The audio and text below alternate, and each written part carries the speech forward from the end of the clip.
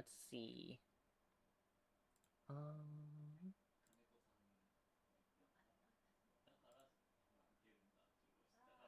How do I keep forgetting how?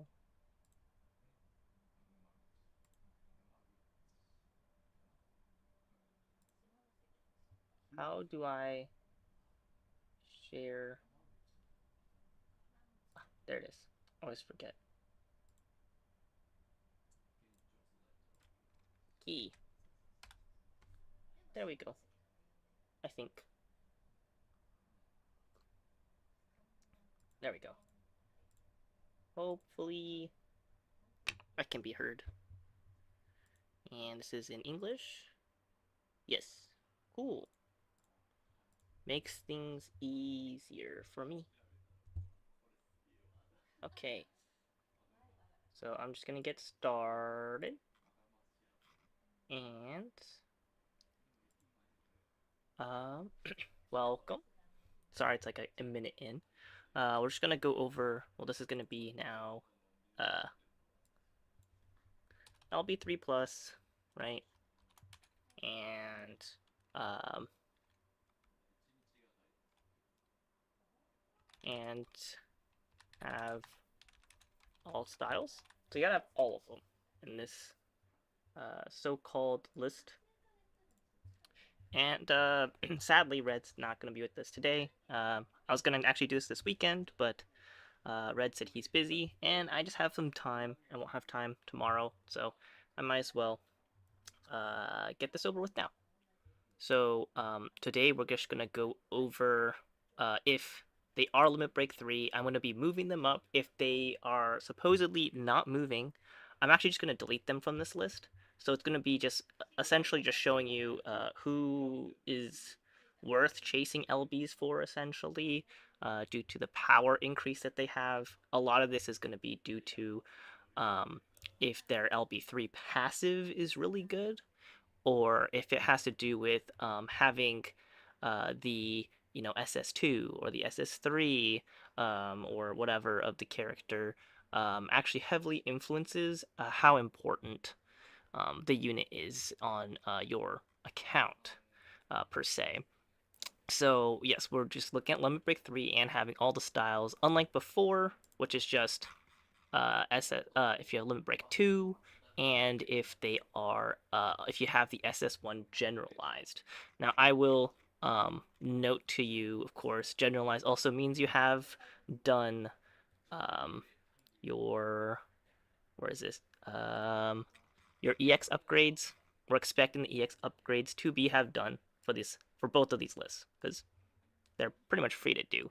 I will remind all viewers for now, right? Why we're doing LB2 instead of LB1. The reason behind that is in JP, the current highest border is 750 for regular occurring content, and so in order to survive said regular content, you're gonna need to have LB2 or higher. Otherwise, you should be expecting yourself to be dying a lot more than you should.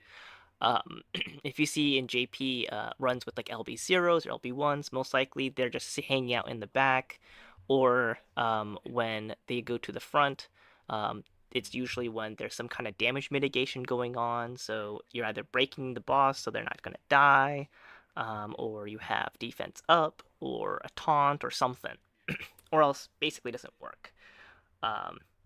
But just note that anything to do with here, the baseline being LB2, does not count for Daphne's, doesn't count for Bells, doesn't count for anything. It's just legit LB2. Now, I will note my JP experience.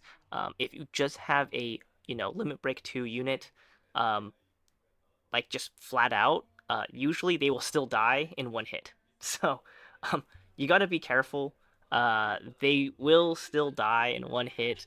This is just the baseline, because if you just put a little bit more than just LB2 with maybe 5 bells or something, usually they can survive maybe one hit. And sometimes if the current boss that we're at right now in JP, that thing will just kill you straight up on turn 4 if you do no damage mitigation. So there's pretty much no way to survive this hit right here. Um, so for instance, let's see, like right here, this one you could definitely survive 3.6 highest potency. This one is double of that. And this one right here is like 6k. I'm going to let you know in my current JP account, my Yanagi 3, which is currently Limit Break 3, max leveled, with a 1k DP increase, will basically die in one hit from this move alone if it high rolls. And that's with just +1 bells, right? So this is giving you perspective how much damage these bosses actually do. Granted, the SS1 is not LB4. It's not like I have everything max, whatever. I'm just talking like LB3 flat. That's the experience I have. To put in perspective how much damage these guys are doing, which is why it's LB2. So, off to the whale, wrong tab, the whale list, as I said I was going to do, right?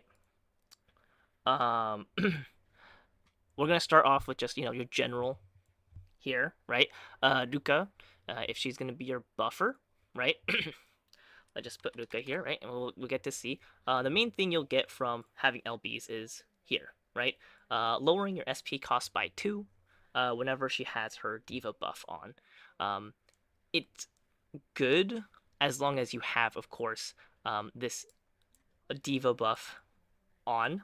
While this is not on, it doesn't do anything for you. So as long as you turn Diva on pretty quickly, this will get value in itself. How important that is not the most important thing in the world, but it is nice to have her be able to sit in the front as well as having some LBs. So when she life steals on auto attacks, she might actually get a little bit back. In the in the most like important way of looking at it, this is very nice to have, but not very core. But it is enough to push her kind of in a direction to go up.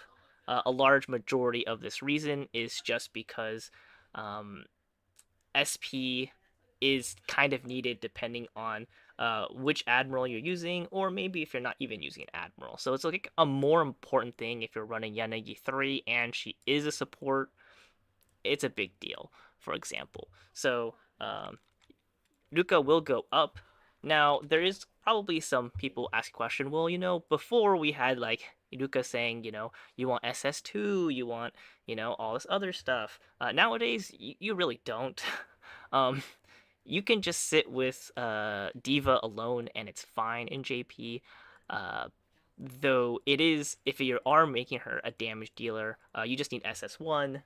You don't really need her SS4 anymore because you have way more other methods to get mind eyes. So it's not that big of a deal, but she does go up a slot just because of that. I'm just gonna go down the list instead of like side like I used to. So Tama, um, as you all know in EN, this is the last Tama you've ever seen. I mean, JP has ever seen, and you guys are lucky enough to have her. Hopefully, if you pulled, and or maybe she like comes back probably pretty often now. Like I think I've seen her pretty often already in JP. I mean, that should be EN. So main thing you'll note is she'll have this, right? In frontline, she will have +5 SP. So when fight starts, instead of, what was it, 7 SP? It's been a long time since I've used her. 7 SP, you start with 12. This is a very nice thing to have. This was a lot more important back in the days where a lot of the score attack rule sets had to do with like, oh, you can't, like, your healers will do less, or heals will be less, or something crazy like that. Um, but in JP, we don't see those rules anymore. We see like really wonky rules nowadays. So this is not as prominent as it used to be. Plus, Tama is not as prominent. I don't really think uh, it really puts her in a slot up like it used to. So it used to actually be good enough to slot her in a area upwards. A lot of this just had to do with the fact that she was basically your only healer sometimes if you're like a whale, and if you are on the lower end, she was kind of like your sub healer. So you bring like Yanagi or something, like another healer, or Aoi to mitigate damage. But that's not the case here. So in JP, she doesn't really change too much, in my opinion, on where she stands just because she's LB3. It could be kind of useful, but the problem is it's only for her, and you would only see a lot of use about it if you're just trying to use this skill right off the bat on turn one. So if you're doing like CT clears, turn one, whatever, like you can probably make use of it. But outside of that, it's really hard to see any use from there. Outside of turn oneing, turn twoing things, even turn twoing, it's like you can already use this EX. It's only 10 SP. So, my opinion, not doesn't really raise her to be anything more than she already is. Her other styles also doesn't help. We just have damage. Um, this fighting spirit, which you won't. I think this is the only skill that does fighting spirit now in JP because they got rid of Lisa's fighting spirit. So, um, and that's not enough to like give her an edge, nor is any of these. So that's just kind of like a thing to note. That like in EN, it's very nice to have, but in JP it's kind of minuscule. It doesn't really change anything. So I'm just gonna delete her from like the whale list because she doesn't really add much just for being LB3. Not enough to be at least a area up. As for Union 3, been a while since I looked at it. Plus, I don't actually have her LB3. I think she's only LB2 on my account. But the main thing is boost her defense down by 25%. Very solid when her kit's based off of that. Is it enough to push her up? I actually think it is in JP, especially because it's hard to even get past border anyways. So I think it would actually raise her up just slightly, but it's not enough for her to be like actually important, in my opinion, in your like in gameplay. So she's only there just because you just need that multi hit, since it is still a different multiplier. So it will raise her up a little bit. Minori 2's LB3. Um, oh god, I can't spell. Minori 2's LB3 is just gonna be additional overdrive gauge, right? 5% every turn. She will later. This right here is the release date in JP. That is, if I remember correctly, Ichiko 3's release. Will also get at battle start while she's in the front plus 10% gauge. So if you have all three of these, she's in the front. Um, you know that's 20%, 25%. So just by having Minori 2 in the front, you actually start off with 25% OD, which sounds great because it is. Does that make her go up a tier? Not exactly. Plus, you don't have Minori 3 or anything, so it's not like having all her styles changes anything because that's no different from just having SS1 and SS2. So I'm just going to remove her here as well because, well, um, nothing's really changed for her. So I don't see a reason to have her on the whale list, just because it is the same thing as having her at this spot here, right? Muddy 2, it only increases by 25%. Sadly, in her case, it doesn't really change her much either. So she's basically getting removed from this list as well, as it's not that important for her. Like if they're already out in EN, I might not talk about them as much because I expect that you probably have already looked at the database and have already looked at them and seen them and maybe even used them. So if I breeze past it, in the comments, feel free to message and be like, hey, I'm just wondering, for instance, let's say I was talking about Mia 2. It's like, oh, you just breeze past it. Like, can you go over it? Like, I'll type it out. It's fine. So we'll just go to elemental buffers now.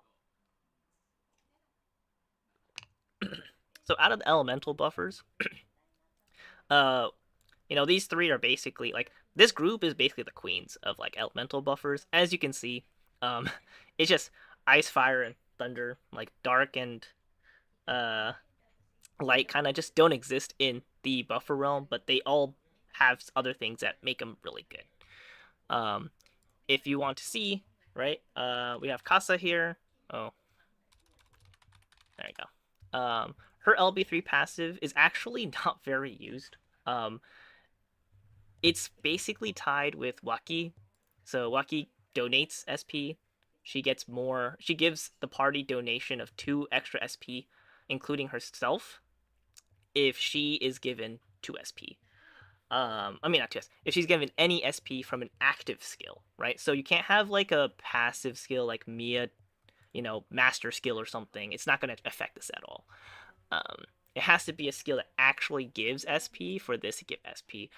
This was good on her release, but nowadays, from what I've seen, it it's, I haven't seen it do anything. Not that I've seen very much um I haven't seen very much of her being used in general because ice is not being used currently.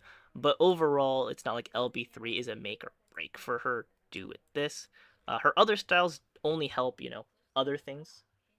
Yes, Yanagi can donate SP, but you probably won't be giving it to her, and even then, it's like minuscule.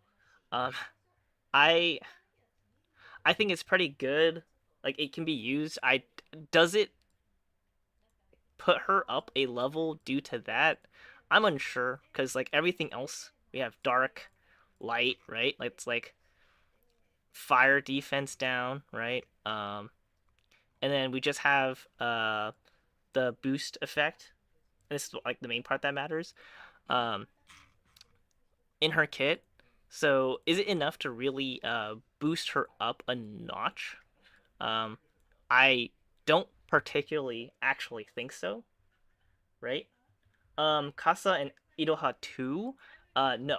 I haven't really seen anyone kind of like meme with the two of them too often. Like I have seen it, but it's not like it's been very good.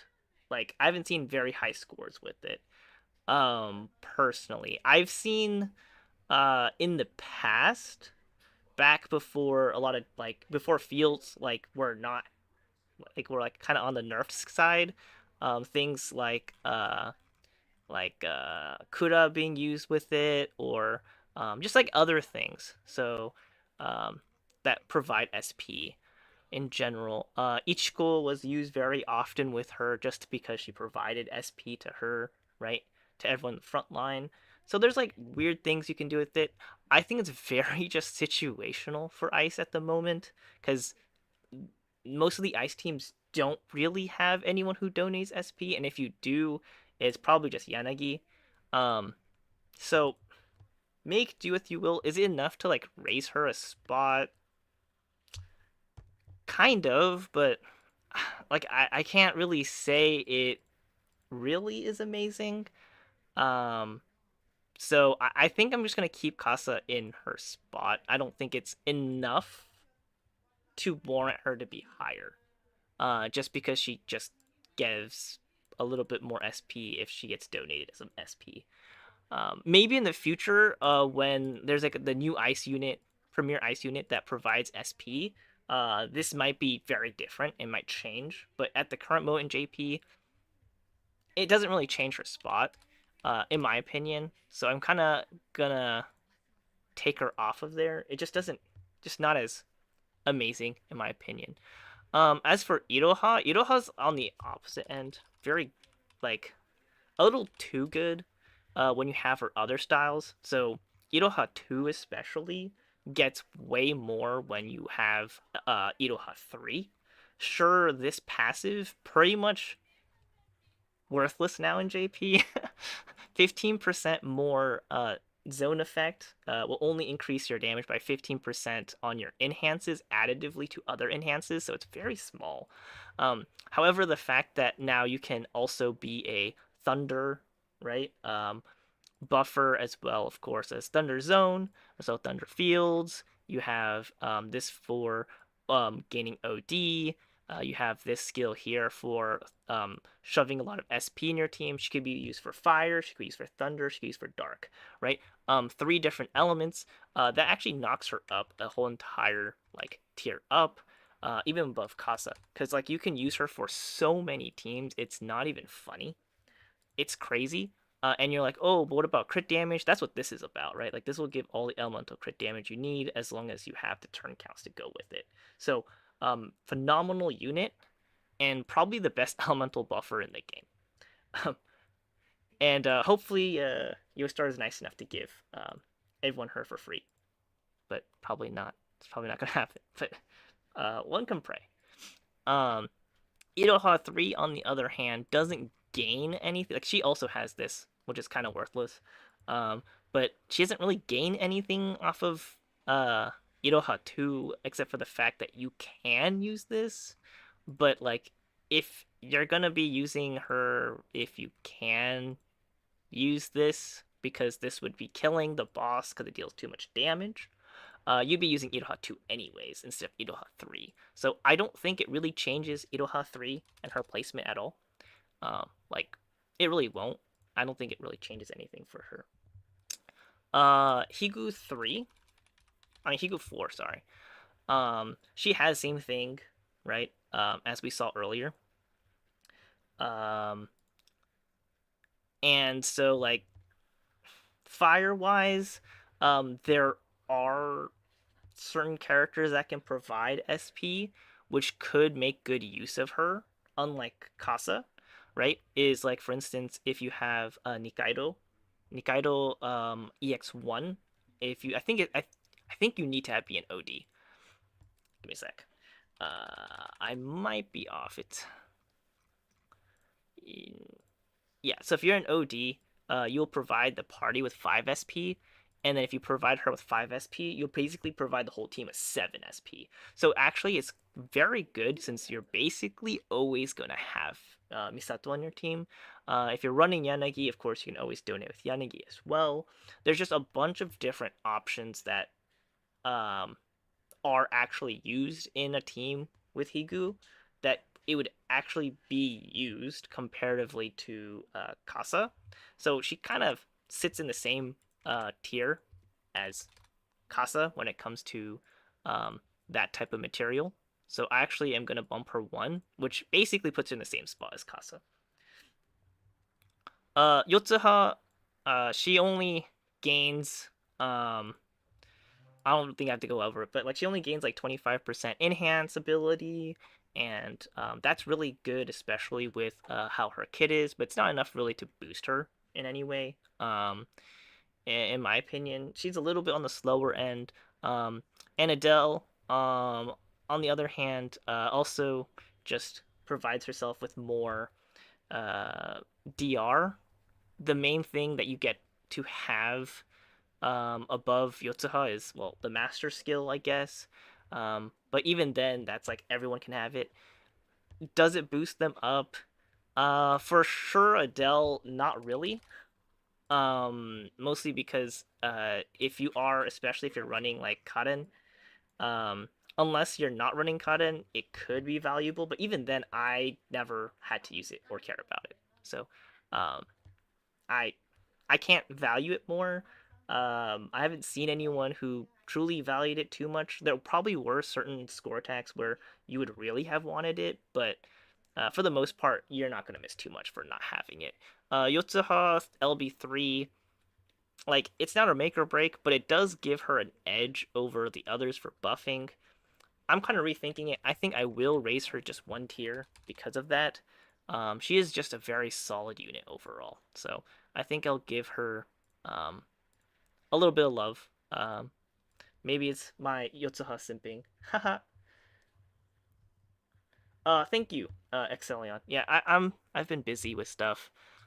So I'm trying to get back into stuff. I would like to upload more score attack stuff, but I've been so busy. So I'm trying to make do with giving you guys as much information as possible without as best as I can. Next up is Shiki. So too bad no Shiki 3. So it's not like we're getting anything out of other Shikis. Um, no matter how much people hate on Shiki, Shiki actually is pretty good, just not as practical to be using, which is why she's not used. Um, this, crit damage up, you have to use it twice to up it instead of like Yuina's, 130 one single cast. So that's why she's kind of on the lower end, as well as the fact that she only provides um, a small funnel comparatively to Ruka's Diva's large funnel. But the main deal is that she will gain 25% um, attack boost. So this actually gives her an edge enough that if you wanted to hit maximum damage uh, in um, light damage for certain damage dealers, you actually would want to have Shiki on your team.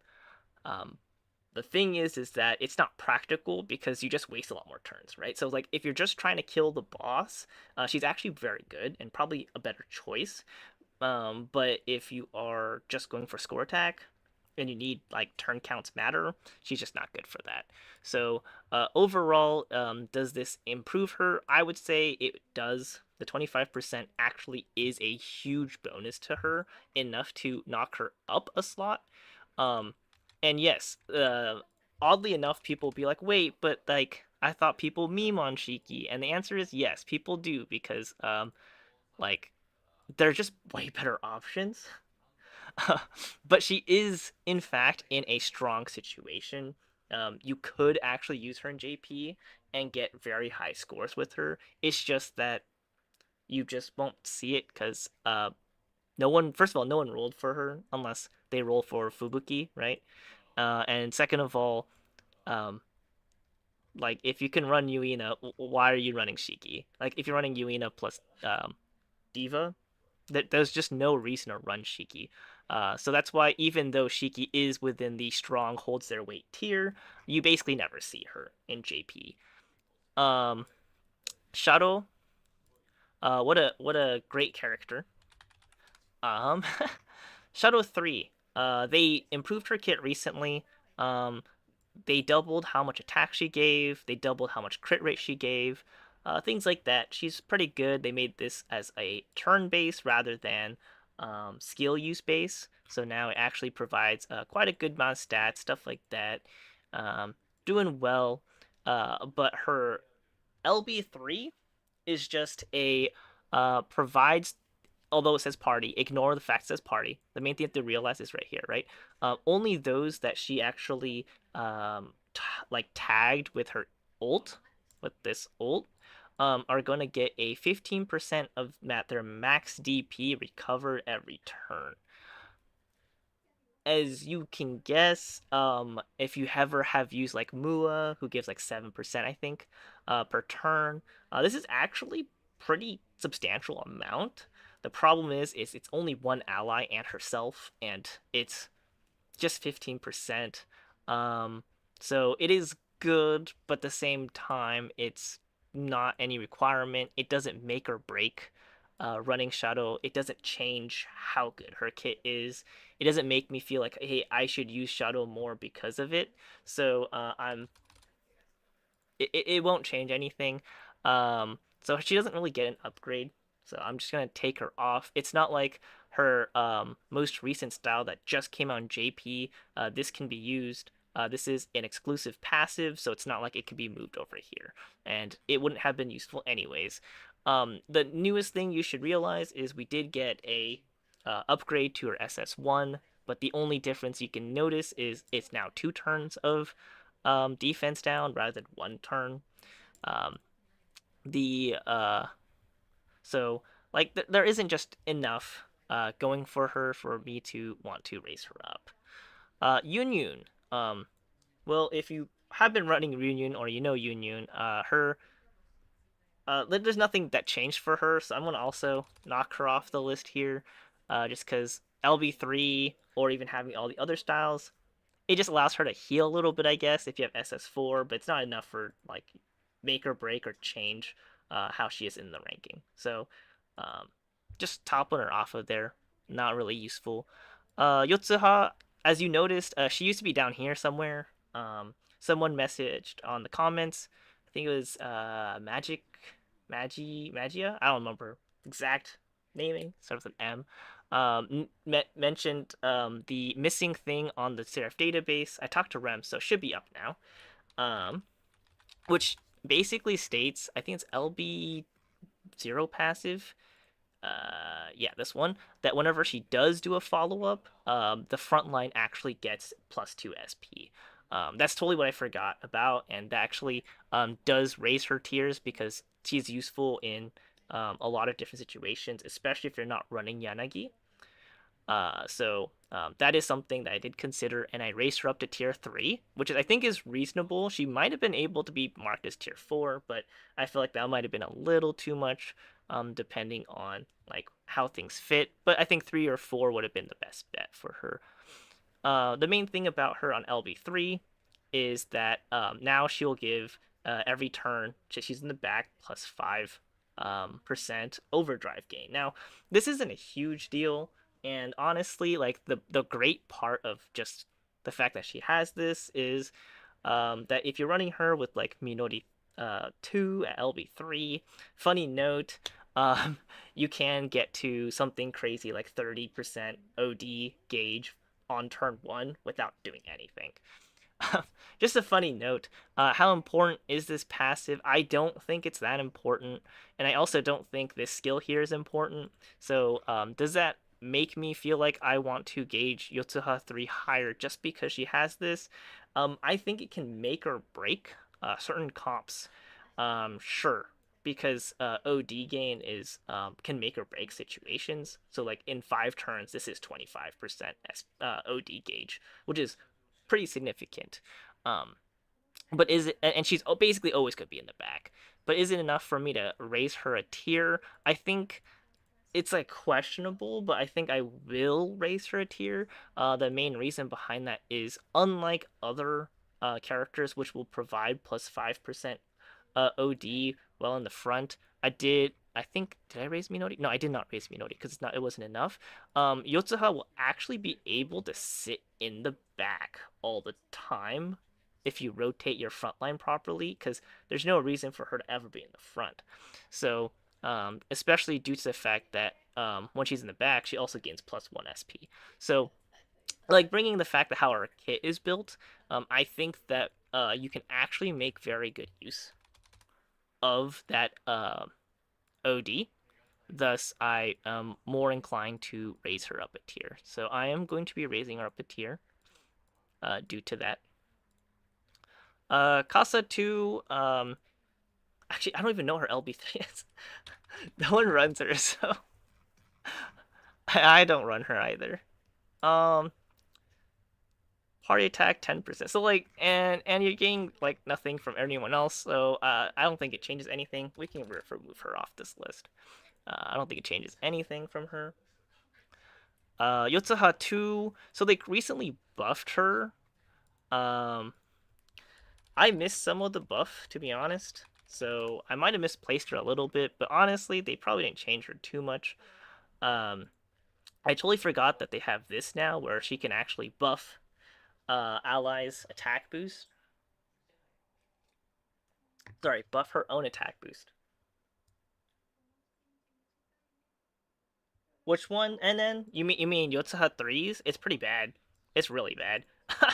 It increases attack up for light um by 25% if she is in the back and has above 80% DP, which is probably going to be the case, but it's not enough for you to care about this.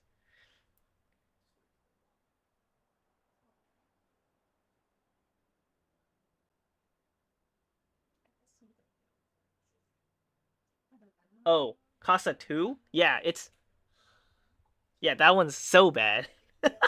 It's so bad. I totally forgot she had one. But yeah, so yeah, this is a really good LB0 passive. Um I totally forgot about that. That makes me actually just want to raise her up on my original list. Actually, like I'm gonna raise her up on my original list. That's actually a really good passive. Like enough for me to warrant her to a spot up. So I'm gonna actually raise her up here. Um, Probably a little bit less expected, but yeah, I'm actually gonna raise her up. I totally forgot that was a thing. Um, but yeah, this LB3 passive is not gonna help you do anything. This is exclusive. It's not gonna work on this Yotsuha. So overall, it won't change where she's placed. So I'm just gonna remove her on the list entirely. Doesn't matter. Doesn't mean anything. Chie 3, if I remember, Chie's one is if she's an over, I mean not over, extra turn. Yeah, she has 30% boost. Um, Iyo. Most likely she will be an extra turn because you will be running this into this, or you're gonna be running Yuina for if you had her. Which Ian does not. To proc this. The main reason why that this was higher, my my guess, is because by level, as you can see, increases damage and not the enhancing, right? So that being an issue in itself, this probably need to be higher anyways to 30.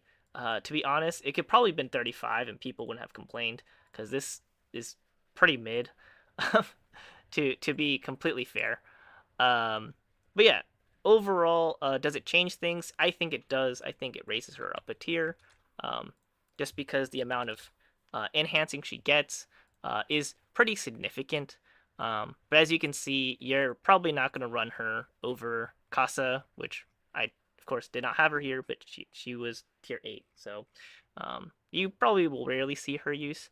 Her SS4, you will never use this skill. So this skill is overpriced at 13 and will only provide 3 SP.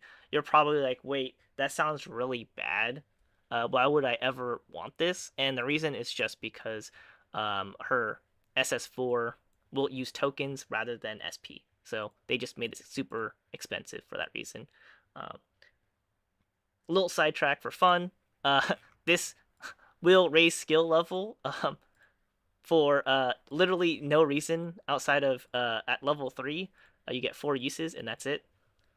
For those who are always unhappy on, hey, why did they have this? The answer is, yeah, I have no clue.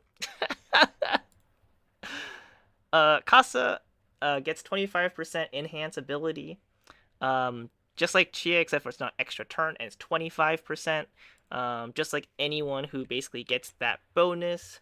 It's actually pretty solid on her, so she will gain a tier.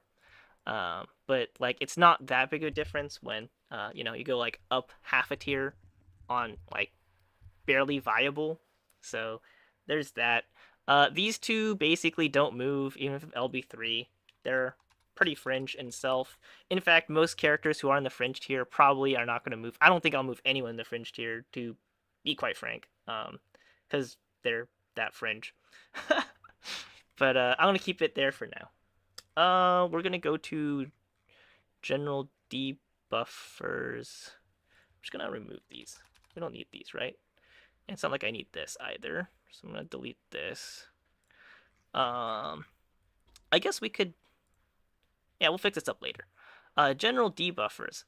So Mari and Mia will basically have the same... They basically have very same or similar, should I say, LB3s. Mia one is 25% defense down, while Mari is 30% defense down, but only if the SP cost is 8 or below.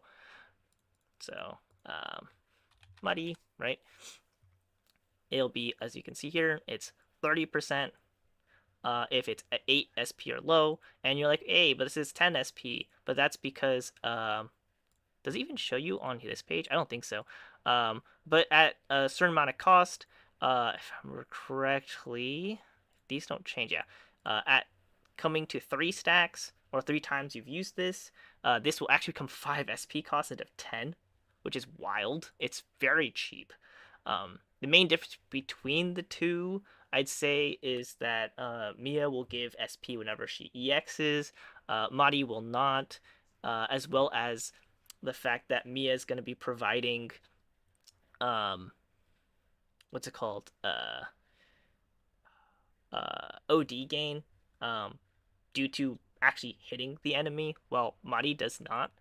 Um, and as you can see, Mari's skill does not scale with skill level at all. So uh, it's not like her debuffs are any stronger. But the main point is that it's actually much easier to use Muddy than it is to um, run Mia, just due to the fact that her SP costs are much lower and at like spammable. Like there's no like use limit or whatever, and you can just spam this throughout the whole fight essentially. If you want extra turn, you can give an extra turn to an ally, of course, as well as yourself, but doesn't really change much for you, and it only costs 6 SP. So she's very cost efficient in those ways, and if you actually look at her other styles, it's not like gaining them will further increase your like viability by a lot. Um, there might be some niche cases where this will be useful for you, but I don't think it would raise her up a tier just because she had it, but there could be a niche situation where it would be useful, um, per se. Is that enough to raise her up a tier? The fact that she has both regular defense down, I'm sorry, this this one's regular, yeah, regular defense down, and this one's permanent defense down, um, actually goes with the fact that it does raise her up a tier. And not only does it raise her up a tier, it kind of like significantly raises her up a tier, just due to the fact that like a lot of her numbers punch her up that way. So I'm gonna raise her up to this high, just because she also gets the availability of, um, being able to dodge and have survival, which is very important in JP right now. So I value that very, very strongly. Mia 2, on the other hand, right? The main thing you're not going to gain anything from Mia 4. They're all exclusive. Mia 3, everyone's like, oh, but this is really nice. I'll be honest, it's so rare to even use this skill, especially in JP. And if you're going to be running her with Yanagi, especially with Yanagi, you're basically never using this skill. If you're not running her with Yanagi, you could potentially not use this skill. But even then, if you're trying to run her to use with orbs and stuff, yeah, you're not going to have turns. You're not going to have SP for this. It's just not a viable strat. That it's enough for you to think that it's useful. The other factor is that this is just 25% of sub 30. If you look over here and her and how her she's scaled here, it's actually a big deal. Like sure, it makes it so then her fragile is stronger, but it's gonna be really hard for her to even gain enough stats to hit border properly, unless of course um you're running, what's this in EN? In JP it's misfortune. Is it enfeeble? Was it? Yeah, enfeeble. Even then, like it's hard because that costs 5 SP as well. So like it's kind of intensive in SP overall. Especially with a lot of the rule sets that are existing and stuff, saying like, oh, you gain less SP or everything costs more because this enemy, when it hits you, it makes your cost like 3 and like +3 instead of +0 or something. So it's actually really hard for her to use her stats. Like her stat spread is just not the most viable for these. And because she actually deals damage if you do wail on her a little bit too much, she could end up killing the boss instead of you, uh, you know, just debuffing the boss. So unlike Mari, who will just never kill the boss, so that's the reason why I do raise her up, a slotch, but I can't really like wholeheartedly put her on the same tier as Mia in this case, uh, on personal reasons. But she is still really close, and definitely deserve a spot up. Fubuki, sure she was at 6 before, but a lot of that had to do with the fact that we're running Fubuki pretending that Fubuki 2 was not owned. So this time we're going to be owning Fubuki 2.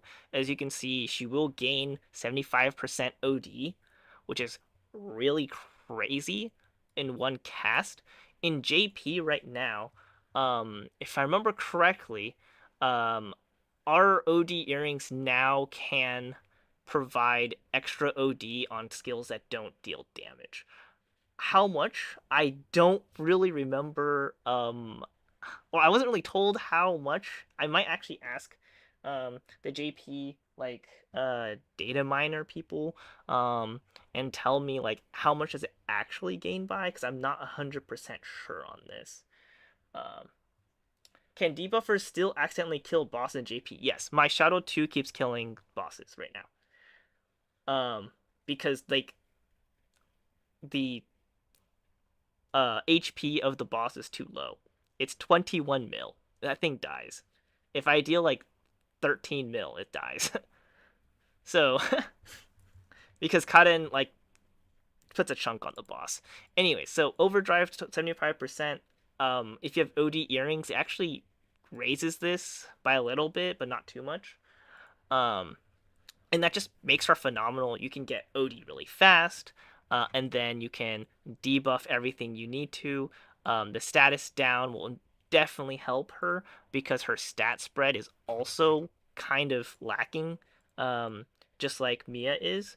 The difference is she does not, as you can see here, she only gets an AoE defense down extra rather than a 25% bonus, so it's definitely not as good at high LBs, but the mere fact that you are gaining Fubuki, so I'm going to write here to like show and reflect that is going to be 1 plus 2. I think everyone else I didn't have to write. Oh, wait, I have to write this for this one. My bad. Sorry. 2 plus 3. I should make sure that everything's written in there. Let's see. I'm just making sure I didn't miss out on everyone else. Yeah, so okay. So because of that, she's gonna be moved. She actually reaches pretty much similar levels, if not better than Mia, mostly just due to the fact that um, that OD is like her how much OG she gives you is kind of on the insane side.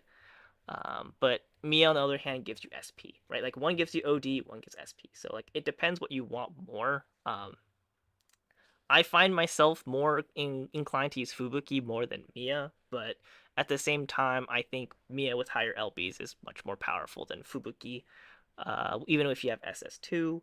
But like it's arguable. I think if you go to any JP player, some will say Fubuki 1 plus 2 is definitely better than Mia 2. Some will say that Mia 2 is better. It just depends. But wholeheartedly, everyone can agree that like Mari is above both of them, just because she just does too much. Maki doesn't change anything. She just gets extra hit or whatever um, on her LB3, which just helps her when it comes to blasting on her SS1. Not that important. What is could be considered semi-important is if you are gaining to own this Maki, you can give yourself charge without wasting um, your hit count. So before you would, which one is it? This one? Yeah, you actually have to use that hit count skill. Hit count passive in order to get charge, which then kind of defeats the purpose of this here, being that like when you do have charge, you gain a lot more DR. So you can actually get around this now on her own if you have this skill. Sure, it costs 7 SP, but I'm just noting that like that is a thing now. I personally like haven't used Maki since last year of like December, to be quite honest, but she is still very good. If you see some like JP runs with her, you definitely will see her existing. That's why she's in the strong, holds their own weight still very well tier. Is this enough to raise her up a tier? Actually, it kind of does, but only by like one, like not one, but like half a tier. It's not enough to be like, oh yeah, she's like amazing and OP, but she is incredibly strong still in that sense. Um, Overall, Isuzu 2, we have to now include. Oh, sorry, this is Maki 2 plus 1 plus 2 because it's important there. Isuzu, we're definitely going to be encountering Isuzu 2 plus 3. So if you look at Isuzu kit, right? Um, Isuzu will basically just have her main thing is AoE DP defense down, AoE defense down, and these numbers kind of scale really goddamn high. They're crazy. Um, it doesn't deal any damage. It just scales really high, and on top of that, she has a 25% boost. So she has one of the highest numbers in the game, especially for AoE defense down. I don't think anyone can beat her out on this in general. And if you have SS3, it allows you to have an AoE fragile.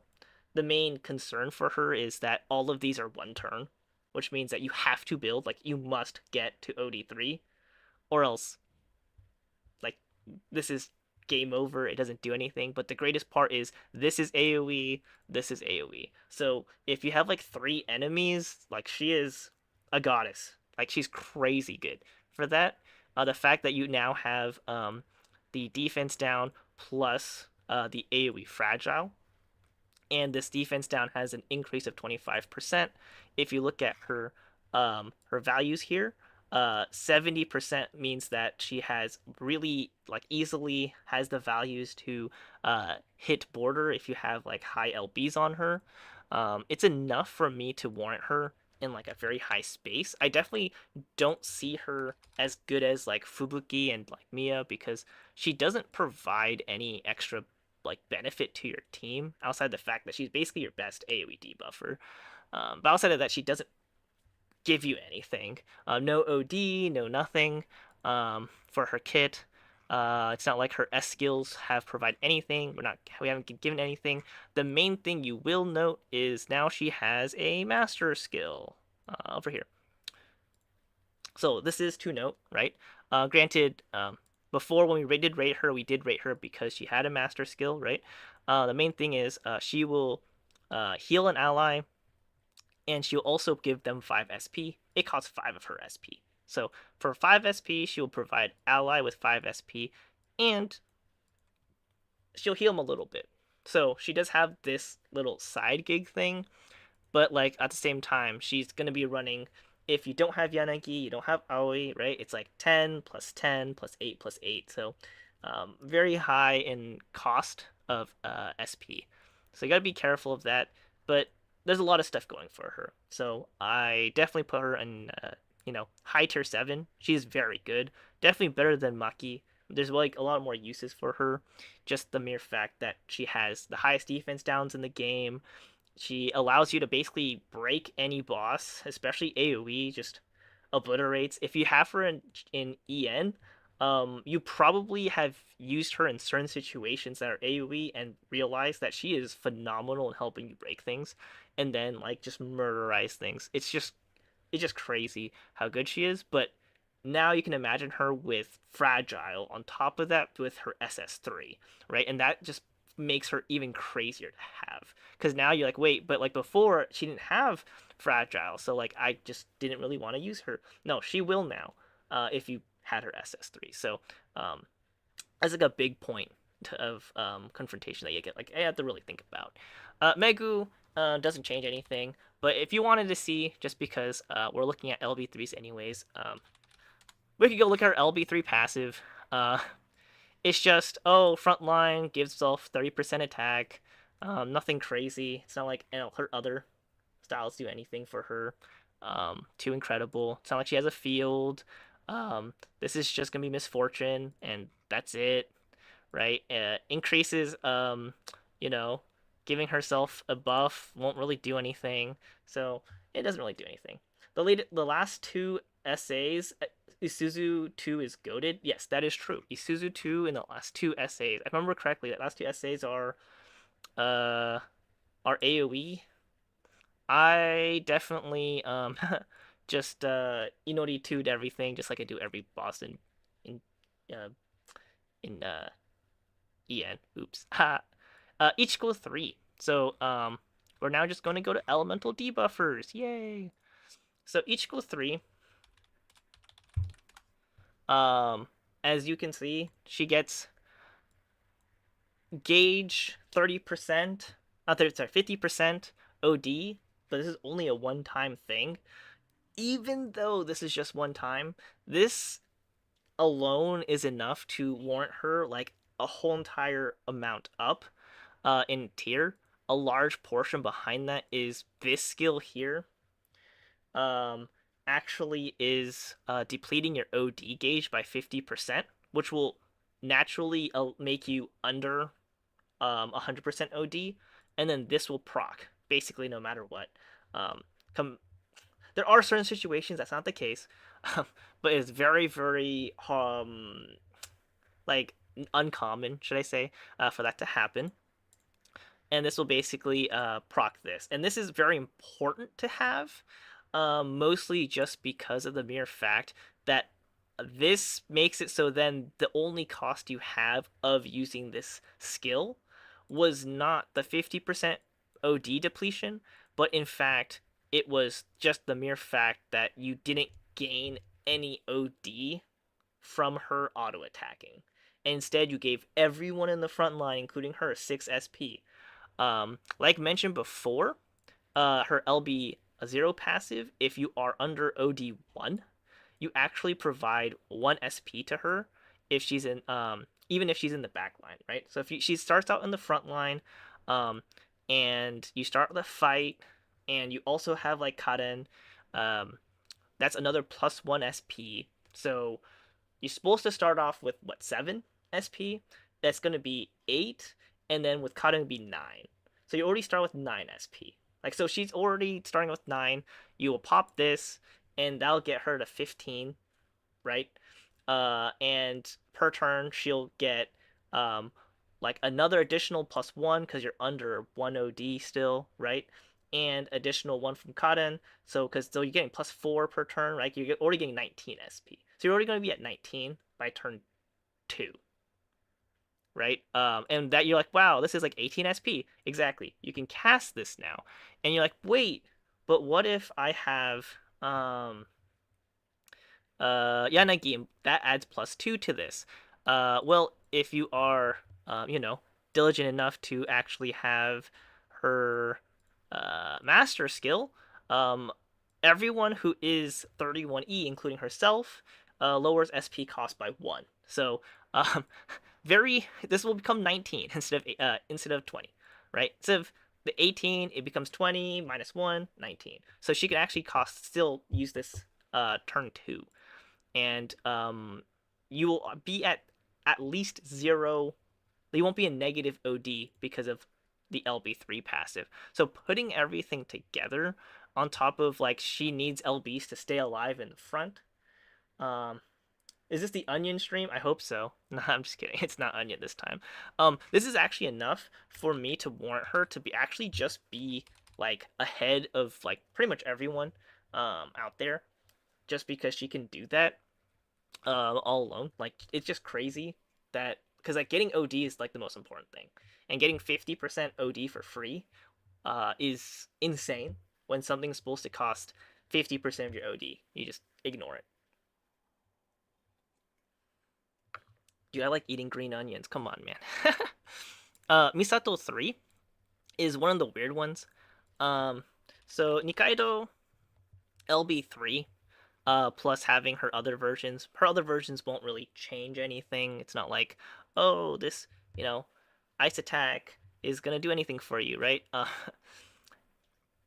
This may not seem the craziest thing in the world to have, but quite honestly, it is a pretty big difference of having or not having in my own experience. Just lowering cost by 2 during overdrive, especially when you hit overdrive. This skill will give you an additional turn. So this costs like 13 SP. This will become 11 with this if you popped OD, right? Of course, if you're running Yanagi, this still stays at 13. But as you can see with Yanagi, right, like plus 2 SP or minus 2 SP, every time you're like using a skill in overdrive, you'll actually like lower how much SP cost overall is by a lot, right? So 13, this becomes half during OD, so that becomes 6, right? So if let's just pretend we're not running Yanagi, right? We're just running normal.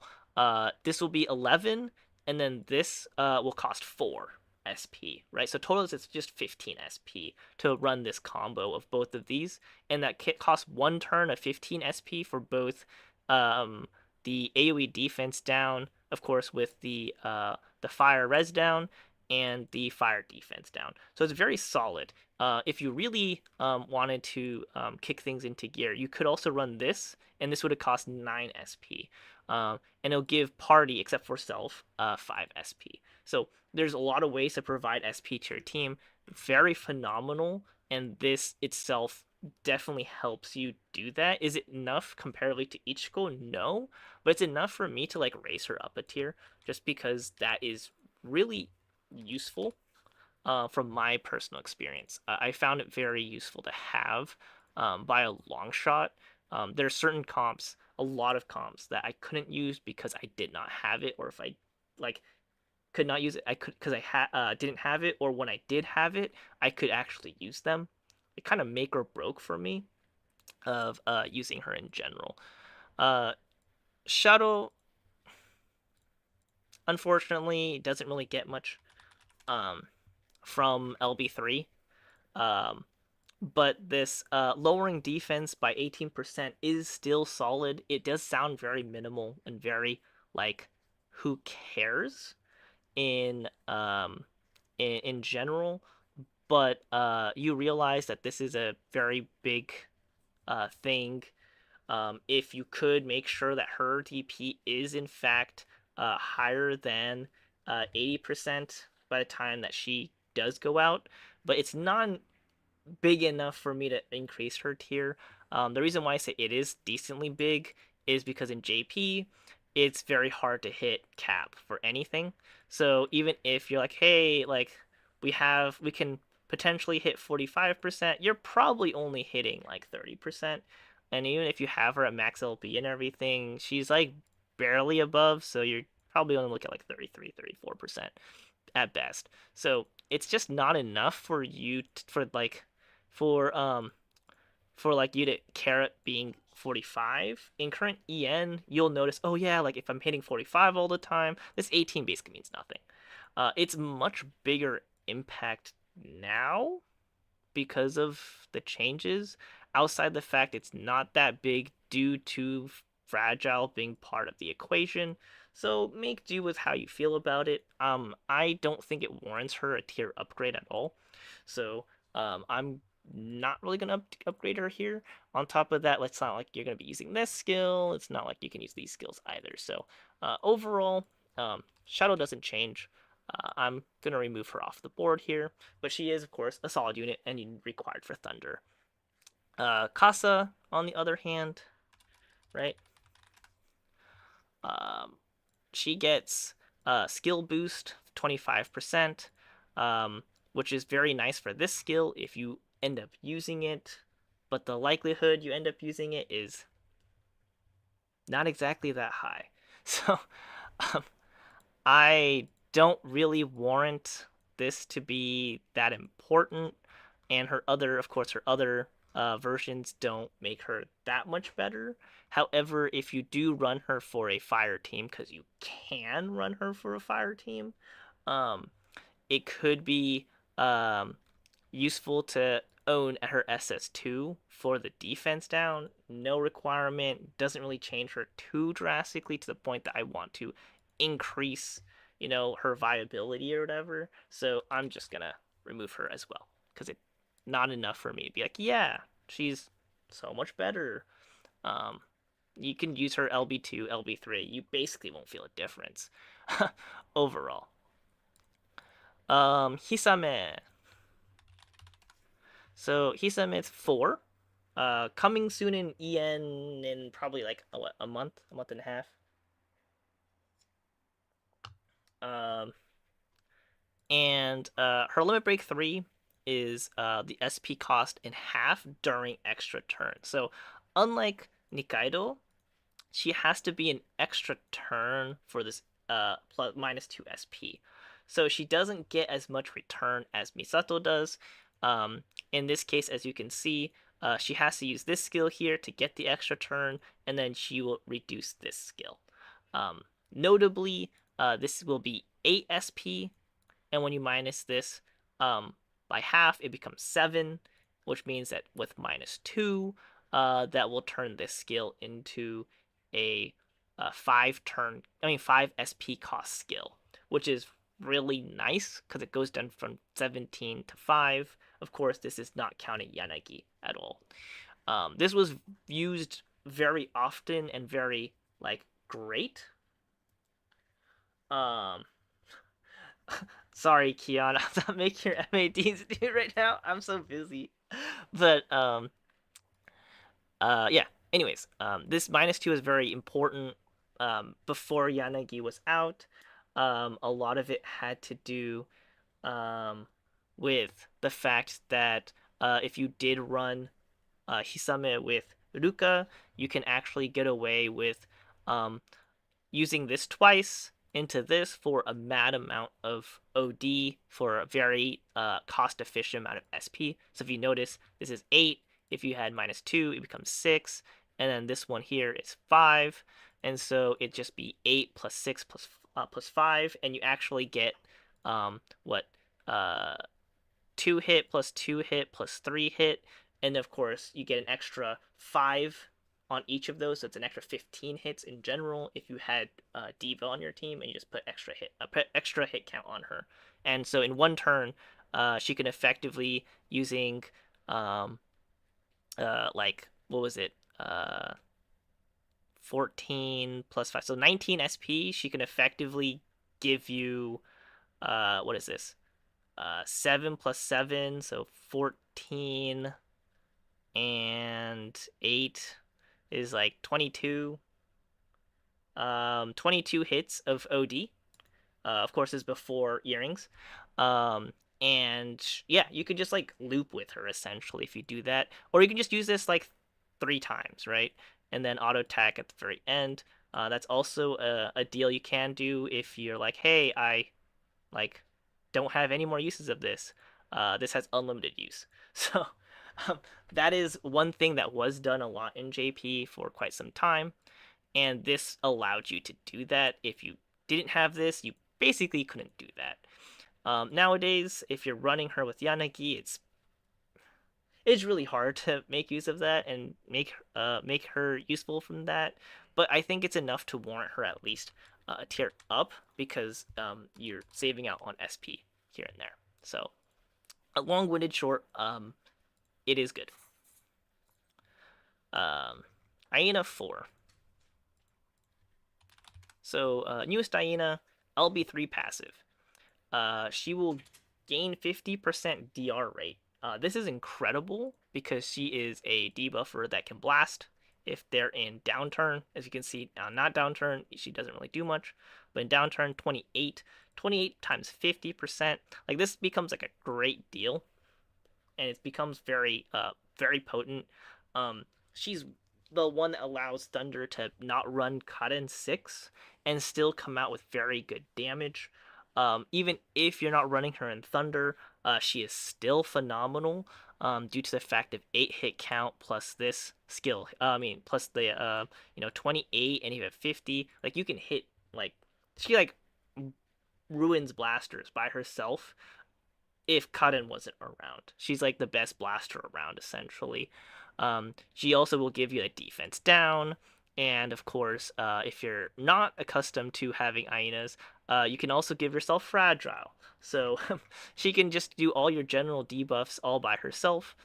And of course, give yourself OD from not just her EX1, but also from just 7 cost. Deplete an ally's SP to 1 to get 50% OD for the first cast, and then 25% for the rest. This does not have a max skill use, unlike good friend Fubuki, so this is really strong. So this just makes her even more devastating as a blaster. Does it make or break her? If you have Kaden, it doesn't do anything. If you don't have Kaden, it does a lot. And if you have SS3, that means in overdrive, her defense downs are even better. So it's not just a little bit better. It's like it's even better.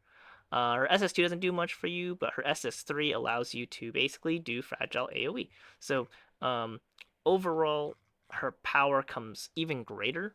It's enough for me to warrant her to be at least a tier up. I mean, not tier, whole tier, but like, you know, the half a tier up. In fact, I kind of want to put her here. That's how potent I really see her being, especially at OD3. It might say it sounds like a lot, but like that's just how strong she is. At OD3, she basically feels as good. OD3, SP at LB3, she basically feels as good as like better than having like these two and basically the same level as Shuttle. Like she's just that good. Overall, I might be overestimating her, but honestly, like she's just so good. Miko. Uh, let's see. This one is just at extra turn -2 SP cost. Also phenomenal. Anything minus SP cost is phenomenal. She can increase her debuff amount. Um, but from levels, -2 SP is nice, especially if you're running her and then you're running this as well. This one's at first cast. You can get this to be half SP. Very good stuff overall. And so -2 SP on extra turn, being that you're gonna be using this. In fact, you can use this twice into like her defense down. Is very like strong. I would personally rate her at least a tier, like half a tier up. So she kind of like fits a space here. Isuzu 3, on the other hand, only gets an extra turn on her debuffs. I haven't really found that to be that useful when I had it, unless the debuffs only lasted for one turn. But for her, like her debuffs, at least for her EX, is 2 turns, and this is 1 turn. So like, it's a little weird. I don't know. I'm not a big fan. I don't think it really enhances her too much. And it's not like her SS2 gives you a skill that's useful most of the time. So I don't really think it really warrants her to be upgraded a tier overall. So I'm gonna remove her there. Megu has the niceness of, hey, look, Megu 5 gives you more zone, but at the same time, she only gets AoE defense down 10%. It's really not enough to raise her up a tier. It used to, but now it doesn't, mostly because field increase is not so potent anymore. So removed from whale list as like it makes her feel a lot more viable. Unfortunately, Megu 5, before and after, it doesn't really change her as well. The only thing you're adding, oh wait, yeah, the only thing you're adding is like an AoE fragile, just like for Megu 3. I forgot to mention that it's AoE fragile. It's not enough to warrant her a higher spot overall, unless you're running like AoE, but you're running her on anything anyways. Aina. So, forgot to add here. Oops. Aina 3. There we go. Think the other ones mattered. I totally forgot to add them. Hisame, her other versions don't really help her too much enough. But I will add in SS2 on here. Sorry, I need to go back to Hisame to show this. Where you could actually end up using her SS2 skill, which will give her an extra turn for a mere 5 SP if you wanted to use that. I totally forgot about mentioning this, but yeah, so like that's a thing. Gives her a charge, but like if you just want the extra turn, it's just 5 SP, which actually will make it cheaper than just raw casting this. But yeah, that's something I forgot to mention. Aina 3, she basically gets Aina 4's common skill on top of whatever she has, because your SS2 doesn't really help her. she'll get -2 cost from overdrive. This has been very useful for her pretty often. But is it enough to like raise her up like a whole tier? No, but I will raise her up. I'm not like not like a whole tier, but I will at least raise her up half. Because that extra OD is always nice to have on top of the -2 SP. It's I don't think it's enough for me to make her top of 4, but like I need to respect how much that actually gives her in general, so I am sitting her right here. Mia, on the other hand, at LB3, I don't even remember this LB3 passive. Oh, she starts off with her common skill. I am not a big fan of this one.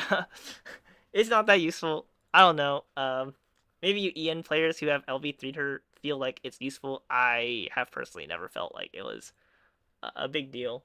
So I'm just gonna take it off the list from here. But what is could be useful is this. But honestly, probably doesn't really matter. So I'm just gonna go with it doesn't really change her. If someone wants to prove me wrong, put in the comments and I will think about it if that is a quality that makes me want to raise her up a tier when she is LB3, and if you own SS2. Megu 4, honestly is has a terrible, like absolutely god awful LB3 passive. I mean, of course, it's not as bad as Casa 2 per se, but it is god awful. Um, as a debuffer, she gains extra damage, and that extra damage is only after the first use of this. She'll gain extra damage on the same skill, and that same skill only hits. I mean, only gets to be used once, and you can make it used more than once if you have Diva or if you have, um, a extra skill use necklace. It's just not worth it. And you only get a 50% bonus. Like, she's a debuffer. She's not supposed to deal too much. Like, you're not supposed to use her for damage. So, it doesn't change anything. She's off the list for now. Aoi 5, she actually gets a little bit better, actually. So at LB3, the main thing you have to realize is that so it says right here, after using her common skill, so this one, right? She herself is going to give herself another 2 stacks of morale. So this allows her to actually get to max stacks really fast. And that is a very important thing for her because she wants to get to max really fast to make this better. But the problem is it's only to herself and not to her allies. So it's um, not as good, but also it's good for her EX skills. So overall, should raise her up a tier due to the fact that that is a thing. That she does actually improve quite significantly. She can ramp up a lot faster, which is a big deal because her ramp is really slow at the moment. So this is a very good increase. The fact that she can come with an enhance, of course, at scaled level is always going to be good. For her, if you run her for fire, which you won't, or if the enemy's actually just weak to fire on top of everything, you can have a blast skill. Very like, who cares after Cutten's been out. And you can have, of course, your taunt that gives you defense up, which is very important. Token doesn't matter for her, so don't worry about that. But the thing about provoke plus defense up is always nice. And so that would notch her up a half tier because it is very good to have. Maki 2, she's coming out very soon in EN. LB3, her thing is when she inflicts break, you get 8 SP. Now you're like, wow, that sounds bad. And the answer to that is it is bad. Her EX is costing 18. If you hit that with 18, you get 8 back if you break with her. But like in JP, unless you're not running Karen, you're never gonna break with her anyways, so it doesn't change anything. But if you are not running Cotton, you probably do want to break with her if she's LB3, due to this. But even then, like, you don't even get back to how much SP she needs to cast this again. It's just too heavy of a cost, overall. She's not that great, but she's viable. I don't think it changes where she stands, especially because Cotton is so dominant. But without Cotton, you can argue she goes up a tier, but with Cotton around, I really don't think so. So she's off this. Miko and Koju don't matter being LB3 or not, and having having other versions really doesn't matter. I'm just taking out the list. In fact, most of the fringes just do not be existing, as I noted before, because they're, well, fringe.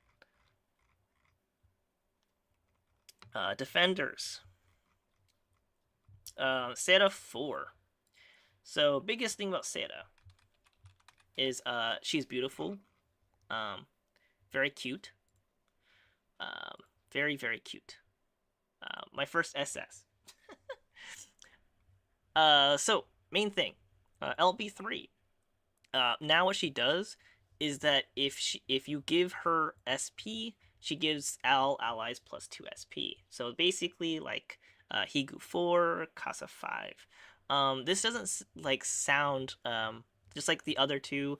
It's not like the craziest thing in the world, but the mere fact that you can pair her and make like pair her with Miko 4, who gives SP to all allies, makes her very potent when it comes to that.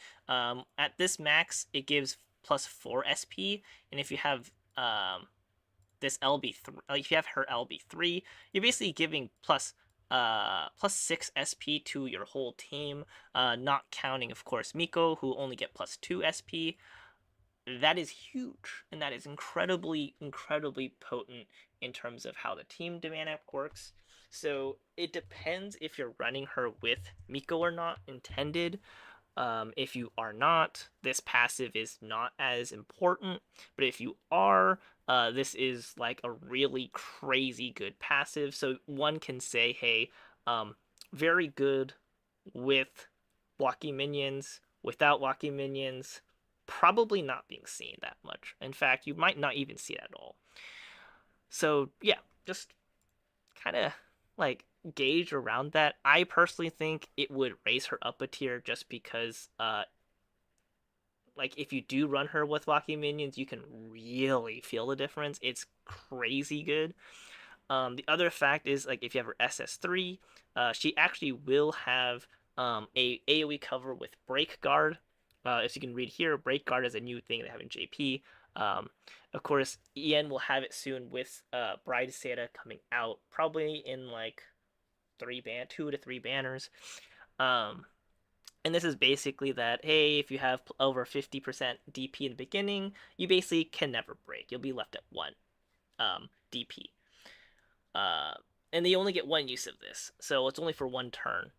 Granted, this will taunt for 3 turns, so it's very, very scary. Is that important enough? I think it actually does help her a lot, especially if you want to survive, like maybe a certain turn, and that's all you need her for until then. Excuse me. Then that's perfect for her to be used. This skill won't do anything for you, so all in all, it's all about this LB3 skill and the fact that you get an AoE cover with break guard. And that, in fact, I think will net her at least half a tier up. So actually, we'll raise her up here, just because it is very strong when it is used, but it's also not always used, which is why I'm not gonna raise her like to tier 9. Surely we won't be made to wait until June for Bride Band. Yeah, I hope so. That's not the case. We're getting a free one. Yeah, I hope so. But CN also giving brides for free every bride for CN. CN's gonna be so lucky, man. Bride 3 wave has freaking Iroha. They get Iroha 3 for free. That's crazy, man. Not that like EN is gonna be shortly behind, because EN's gonna have some good selectors after like 3 or 4 of pretty mid, if they just give you all the bad ones like they are next. Anyways, Chiroru and Mua. So we're gonna just go with Chiroru, right? Oops. Chiroru. Okay, so LB3, we have every turn, as long as she has charge, the team will get +1 SP if you're in the front line, right? So the front line will get +1 SP. It is very good as long as you have like Yanagi on your team. She can get this off immediately. If not, then when she's in the front line, she will have to fire off something like this, which will, like, in first turn be half cost, so 7 SP. So she will be able to pop this off and make use of this immediately.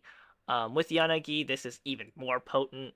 So like you can just kind of note it as like, hey, if you have Yanagi and your team, like Yanagi 3, of course, that's what I'm calling. Um, this is just really, really strong as a passive. Uh, and her other versions just don't really help. Her SS2 doesn't really do anything for her. So it's just gauging how important this is, and for overall like greatness of her, I do think she props up herself to be a tier higher when she is being used here. You'll note why. You'll see why I only used on this side very soon. But yeah, so there's just that. Mua 3, I am going to be changing her over here. So Mua and Chiroru kind of like trade places on how good they are. Um, in terms of like when you get them at higher tiers and stuff like that. I mean, like how are LB3s and stuff, but they're pretty interchangeable on how good they are. People can argue one or the other, really. But the main thing is Mua makes it so that everyone on your team actually gets extra +5 SP when you hit Overdrive. So Overdrive 1 will give 10, Overdrive 2 gets 17, Overdrive 3 gets 25. It's crazy how much SP you can get from like spamming OD1. Of course, you only have a maximum of 9 turns of OD, and OD3 gives 30% extra bonus damage that is multiplicative rather than additive.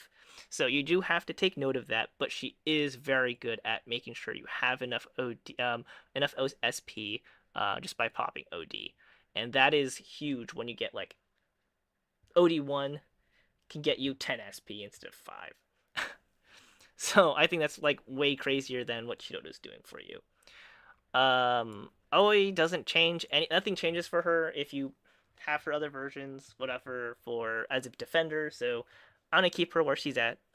She's chilling. She's just more like mostly a damage dealer. You can leave her at that. Ichiko 2, um, like she gets access to her Ichiko 3, skill, but it does deplete the OD gauge, and you probably don't really want that, to be quite frank. So I don't know if that's like enough to raise her. I don't really think it is, and I don't really think I want to see her that way.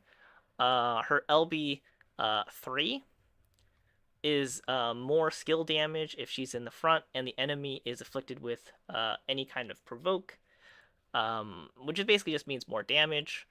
It's okay, nothing crazy. I don't think it changes her tier. It'll change her tier like in damage essentially, and not by much. So we're removing her from here. Doesn't really change anything for them. Let's see. Yeah, none of these. I need to put. I need to keep trying to remember which one needs what. God. Idia. So Idia, you basically never see her in JP, but that's because pretty much no one has her. Plus, she's very defensive. But her main thing is if she is full DP or above, she does provide 50% defense up to herself. Very strong for living. She just like for instance, if you wanted to provoke turn 1, she just has so much defense. She just survives. She just tanks things. Everything has defense. If you want to survive, she's your go-to goat. How important is this LB3 passive? It's not. So I'm just gonna also delete her from here because she doesn't really change anything at all. Seda. So Seda 2, her main thing is, hey, look, we get now 5% OD on the front line. You feel like you're the only one who uses her? I mean, sure. Like, it depends what you have. But yeah, anyways, 5% OD in the front line. Not very useful. Um, because you have to sit in the front, and she has like nothing to keep her in the front. Um, Not a game changer per se. The main thing is that like even if you use something like this, you now have her SS4 to give her more OD gain. So, with LB3 plus the fact that you have OD gauge increase when you use her EX is a nice gift, but it's not enough for me to really care too much about using her or not because she doesn't give like the crit damage or whatever. Is it enough to like pop her up a tier? Um, well, she's gonna be gaining 5% OD per turn. If you hit this, you actually are not wasting any OD because you're actually gaining 15. You gain 10 from here, and the next part of the turn, you're gonna gain 5 more. So overall, it does actually benefit her quite a bit. But it's not enough for me to be like, hey, she goes up a tier. So I'm gonna like leave her where she is. Um, but yeah, the fact that she has a lot of defensive capabilities and now OD and stuff makes her like solidly in like third and very good. Seda 3, I don't really think I have to talk about her too much, but she basically just gains 50% damage while on the front as long as her DP is under 1%. I mean, under 50%. So, just for damage. And, yeah, you, there you go. Aoi 3, Idle Aoi. So, Idle Aoi, LB3 passive is also, as you can see, there's a bunch of these. There was a time where they just gave a bunch of these. OD gauge fill 5%. Nothing out of this world, nothing crazy. The only thing you'll gain is, Admiral giving some more skill attack, and now you can give morale. Um, that's about it. Nothing crazy. That's why I also not gonna improve her rating because I don't see it changing too much. Um, Overall. I will note I forgot Aoi 2 probably should gain a little bit with 5. So I will at least change that. She should go up 1. I totally forgot about her morale. So there we go. So yeah, some rated up. Lisa SS3 if there's debuffs existing. Thing is, whenever she runs EX, which only costs 9 SP, it's very cheap. Plus 2 SP to the whole team, and her other, I mean, her SS2 won't really provide anything important. So overall, her main thing is she now provides plus 2 SP to your whole team instead of what she did before, which is only 10% OD, heal, remove debuff. If she removes debuffs, then mind die and attack up to the whole team, as well as morale. She can give 4 stacks in one go of 14 SP, and if you have 3 or more 31D, bam, that's 7 instead.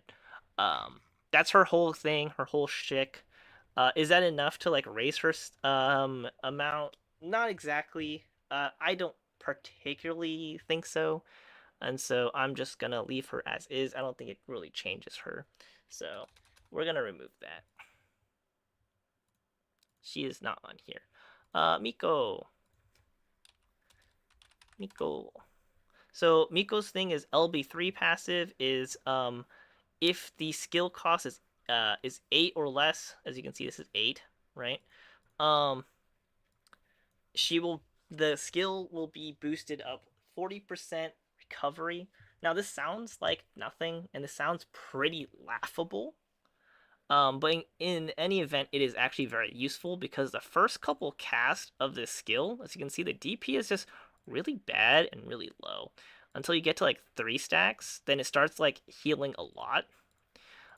So this is very useful when it comes to that. as well as this will be affecting this as well, which is a DP revival. It doesn't actually give you a lot, but 40% boost is pretty big, pretty huge. Her other skill over here, of course, you have recovery. This will also be increased. Overall, not bad, and it actually makes up for her very weak early early turns, like the first like 3 or 4 turns. I mean, first like 3 turns, she just feels kind of bad because she doesn't like heal enough. This basically roots out that problem completely. That's enough for me to actually note her slightly higher, but it's not actually like super higher. So I'm gonna kind of, actually I'm just gonna pick it completely up like this because it is enough to make her feel a lot more viable just because she actually is healing properly for those like first couple turns that she's weak. So her weakness basically doesn't exist because of the fact that she has that. I'm trying to like breeze through this so much. Oof. Union 4. Um, Sadly, because Luca exists, you basically never see her.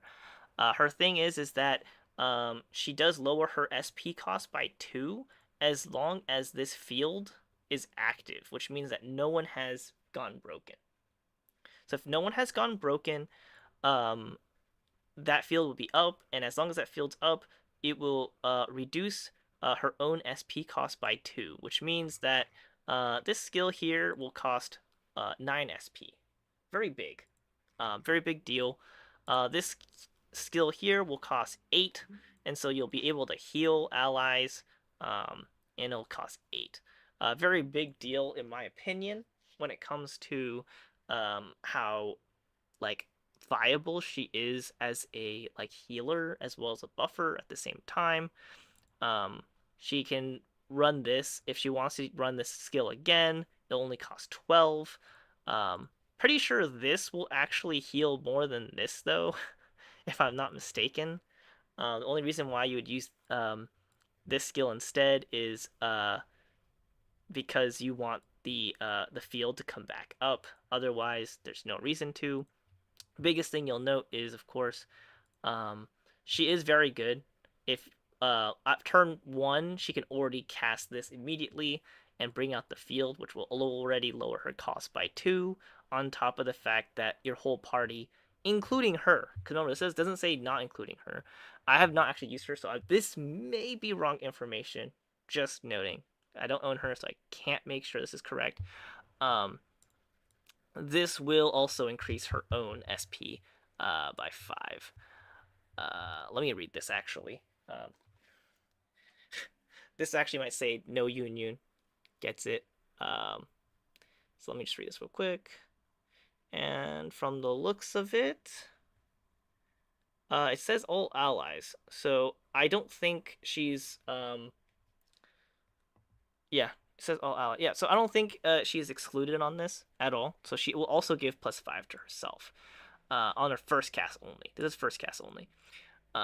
So just yeah, -2 SP cost I think is very nice. Heals cost less as long as you're not breaking. Her buffs cost less. Her defense down costs less. Orb skills will cost less. Overall, very good. I think it does warrant her to be, at least a tier up. If anything, it could even tier her up even higher than she already is, just because, like even higher than this. But for now, we'll keep her here, and this is good enough. Actually, I'm gonna raise her up even higher. She's really good. Just no one uses her because, well, you have Diva, so there's no reason to. But she is very good. There we go.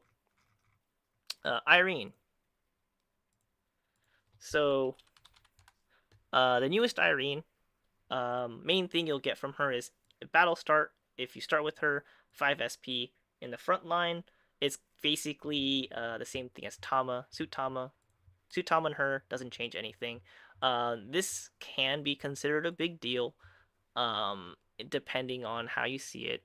I don't think it really is that big of a deal having her or not, but I've seen Rem like use her at LB3 and say that this is sometimes important.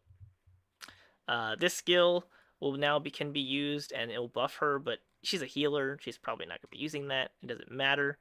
Um, if you don't know her kit, she basically heals to her whole party. That heal is very mid. As you can see, the heal amount is very bad. But the main thing you have is this here. Except for herself, at the start of the next turn, this is before you get the +2 SP per turn, but it's like at this very start. Uh, it will set the whole entire party's SP to 10 if it's below 10, right? So if you're like a negative 100, it still goes back up to 10. Very phenomenal when it comes to that type of party and that thing that matters, because you basically will have the front line um, set at like what 13 or something by the next turn, because it's what, like if you have the LB1 and stuff, the +1 SP stuff.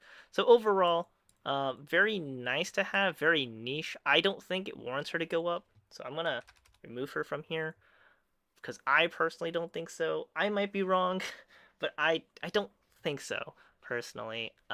From like theory crafting, I don't have her LB3. I can't tell you how much better it is or not, but I've never felt like, oh, this is like I really needed it when I have kind of used her for fun. Higu 3. So the main thing to know about Higu 3 is, if we do add this, she now has a frontline attack up. It will only be 3 turns instead of 5, because as you can see, wait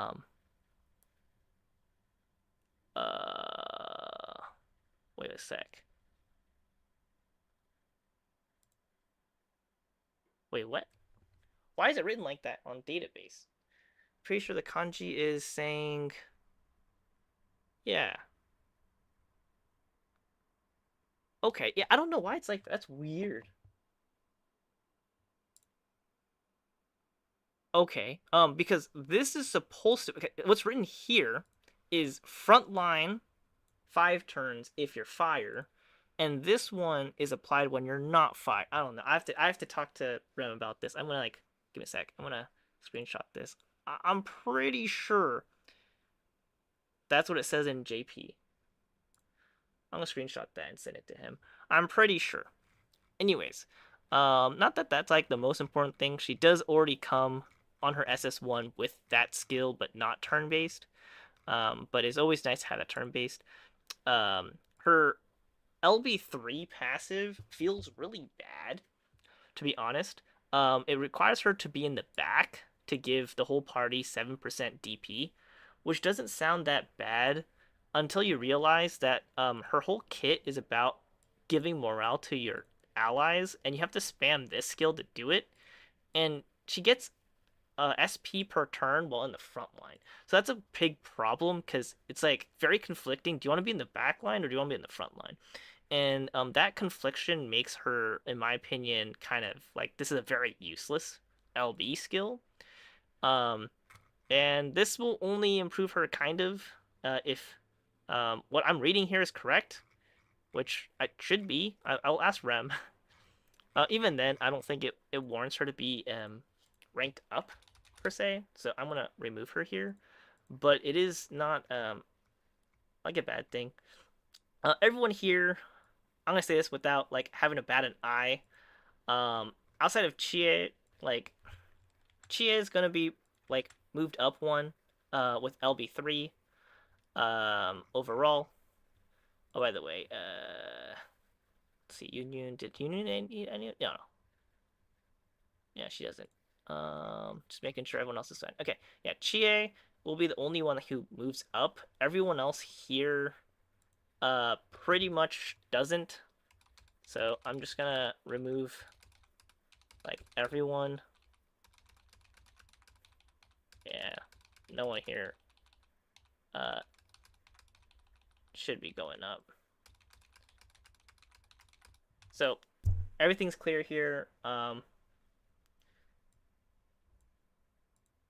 Boom. But Chie should go up. If you don't know what Chie's does, we'll go over her because she's not in EN. But her main thing is that now her EX, whenever you use it, you gain morale to your whole team. And so it means that she actually can be useful. She's not just a healer anymore. With a SP battery. The main thing you have to note about Chia is she's an SP battery plus healer. Her way she heals is she deals damage. So the more she deals damage, as you can see here, the more SP she gives. And this skill also, as you can see, gives SP. So everything she does is all about giving herself more and more and more SP to all her allies and herself while healing, and like poking a little bit of damage. This just allows you to have morale, which means more heals, um, better debuffs, better stuff, as long as you're hitting over border and stuff like that. Um, this will basically help you deal more damage with this at best, but like at a cost of 5 SP. I don't know if you want to use it, but if you do, you can make use of it overall, I think, because more crit means that more damage, which means more TP. Um, so overall, not bad. To thing to have. Having a provoke, but this only being vit up is kind of eh. I think it's just much better to run this one, which gives you 3 turns of frontline defense up. So she is a very solid unit when it comes to being LB3 and being a healer, but only for like survival and not for anything else. So she's kind of in the same boat as Idia, which is not on here anymore, but at the same time she's not because she's just not that great. So yeah, she goes up a tier to 2, but nothing higher than that. Utility supports. So we're going over to utility supports. Yay. Let's see. Oop. Okay, Kaden. So Kaden 6, the biggest talk of town, right? Um, so we're gonna be comparing Kaden from her LB1 version all the way to LB4, right? Most thing to note about is LB3 passive right here is just 25% attack increase to all allies. It's okay, but nothing crazy, but it's unconditional, which makes it pretty decent. Her LB4 passive is a very big kicker. You get 10% more OD gauge every turn, even if she's not on the front. She just has to exist, and that's it. Which is insane. All the other ones we saw were like 5% OD, and they have to be either in the back or the front. This is like, who gives a crap about that? She's just really, really stupidly strong when it comes to this. Um, Without this, you can make or break yourself from actually running high end teams. Like, this is basically a requirement for those high end teams, or else you will not have enough OD to pop OD on like turn 4 or turn 5. If you go over to Kaden here, she does not have per turn 10% OD. You actually have to be in this form to get it. So when you do change to Kaden to break using the super down skill, the following turn, if she is still in Kaden-chan, you will not get 10% OD. Let me just like reemphasize that because like En does not know this, right? Like if you haven't been following JP, you do not know this. Her LB3 passive is very important. As you can see, it whenever she inflicts break, she gives 25% OD gauge. So even if you're not getting the 10% per turn, if she breaks, you can get 25%. And of course, if she's an SSR, you can get a 31X member on her support slot, and you'll get another extra 12 to 20%. So overall, if you have max LB and stuff like that and crazy stuff, you can get 45% OD gauge fill just from these passives alone if she breaks the enemy, making it very easy for her to actually like loop like an OD3 to OD3 potentially, if you have other methods of also gaining OD in other places. So this OD3 and this OD4 skill alone really nets her to be that much better. And she actually is, it's a very essential for her to break. So this, her essential part of her kit is she's able to break. And the mere fact that you have the stats to do it actually makes it so you can invest less in her to actually break um, with like less SP and everything. So overall, oh wow, what is this doing here? I'm just gonna erase this. I just got distracted. Overall, that does net her to be in bottom of tier 10. There's no one really like top of tier 10, but like she is very much like the clear winner here when it comes to just how productive she is as LB3. I mean LB4. I'm just gonna note here LB4, just so people actually know. LB4 is way better than LB3. Like, it's just phenomenally better. Because by turn 5, if you had her for 4 turns on Karerin, that's already 40% OD. That's ridiculous. So, putting that put together, plus the +1 SP to your whole team and everything, clearly bottom of tier 10. And above everyone else, and it's just really dumb. Yuki, for her support, she basically gains an increased down duration as long as anyone breaks on your team. The enemy, they're down for 1 extra turn, which is very phenomenal in JP right now because there's a lot of skills that are like, oh, if their enemy's down, you get all these extra bonuses. Including 0 SP cost. Her LB4 passive is only when she breaks, I think. Yeah. Um, Frontline will get 5 SP. Uh, like it's useful until you're running cut in, then like it's not. So LB3 is all you really need. And this downturn is very, very important in a lot of uh, like JP Fire and Dark teams in order to run cut in just like better essentially. And downturns will keep you alive. So overall, that itself is enough to net her up a tier, right? Completely up. Very potent, very strong. But yeah, there we go. Yuina. By the way, the other Yukis don't help her at all. This just doesn't matter. Yuina. LB3 passive is just party increased tokens. 3% per, so that's only 30% bonus for the whole team as long as they get maxed out tokens, which is okay, but usually you never get to max out tokens anyways. The main thing you are gaining from this whaling is this right here. Frontline additional turn bonus stuff. This is very useful when you're trying to set up with Yuina, especially during what's it called again?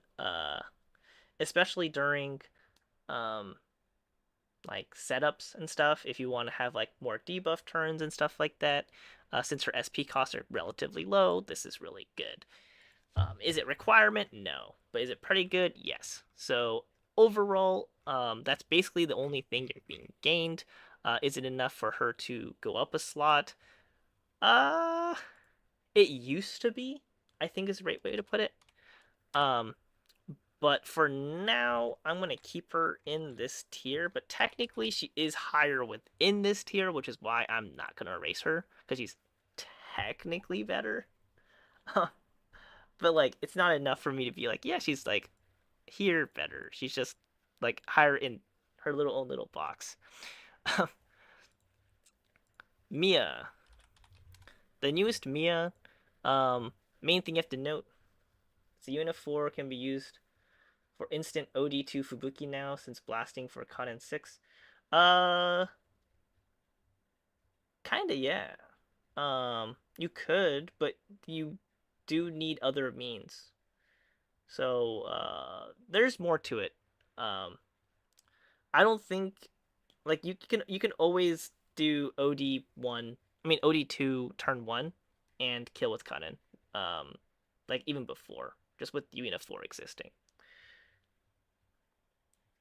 Anyways, her LB3 Mia's LB3 passive is that if there is 6 stacks on her passive, your party will gain 5 SP, and it limits itself as a one-time thing. And of course, this stack is you need to have 6 fire units on your team. So your whole entire fire team, if you have a full fire team, you'll actually start off with like 12 SP across the board essentially, because it's +5 for everyone. So like what's like 12 +12 for the front line and like +11. I mean, like you're at 11 SP in the back line and you're like 12 SP in the front line. Phenomenal, crazy good. Like it's she's so good. The problem is that there's better options than Mia 4. And that is the sadness of Mia 4 is Mia 4 is technically what a lot of like my other JP friends like to say is basically just Shiki 2. It's like Shiki 2 2.0. That's Mia 4. She is really really good. And Shiki on release was also really really good. The main issue came up um was that uh the mere fact that um Karen came out, making her blasting like not so prominent, essentially. But in a full fire team, this is just really crazy good. Start front line gets +1 SP at like if you have 6 fire units, and you'll get this off. How useful is that in a real life setting? Is very limited. You'll basically never use this skill, and this skill basically never come to use. So it's like a hard way of saying like, sure she could be raised a tier, and I think she deserves it, but like you have to use her in the right context, or else it doesn't even deserve a score up, right? Like you need all 6 for it to be a score up. Is that feasible? Well, this is saying this is like the whale list. So like we're expecting you to have whaled enough to have pulled it off. So in that aspect, she does go up a tier, but like honestly, you're having cut in here. Like it's like that's why Mia's just never used anymore. In fact, like it was like the banner right after. It's very sad. Yeah. Okay. We're getting there. We're getting there. Aina 2. So Aina 2 basically not used in JP anymore because there's just no slots for her available, especially if Yuki is around because Yuki just does so much. But she is still incredibly potent, incredibly strong. Her OD I mean her LB3 gives 30% more defense down if your SP costs are 8 or less. The main problem with this is that she cannot be paired with Yanagi ever, because that will just essentially make no use of this. So she must be used in any comp that does not require Yanagi, and the boss does not give you a debuff that will increase your SP costs. Um, Overall, it does grant her up a tier because it is increasing her self boosting. I just really wish they like move this to 9. Like they actually buff her for this to be 9, because this here in fact costs 7, and +2 from Yanagi would make it 9. I really hope they actually address this and buff this to 9 eventually. Um, But overall, at LB3, if you do not have Yuki for Dark, you will still use her to this day, and she is still phenomenal. Just that in JP, you don't see many people using her, but the reason why is just that there are better options for high score, um, like Yuki, and stuff like that. So she's just not as seen, but yes, she is still incredibly good. Do not discount her for not being good. She's just not seen because there are just other options. There's a lot of those characters you'll see. Like, for instance, Maki is, as you can see on my list, noted very highly, but like she is also not seen in JP just due to the mere fact that uh, she's just like I said before. Um, let's see. Fubuki 2. Oh yeah, by the way, Aina, we should I'm gonna round it to make sure you note that we are counting LB her SS2 her SS3, which makes it so then her defense boost is even better, right? By 10%. And she can provide 50% OD with 7 cost SP. Granted that this also costs 7 cost, and will provide just a little bit less, at least on the first time you use it, at least the first time you use this skill.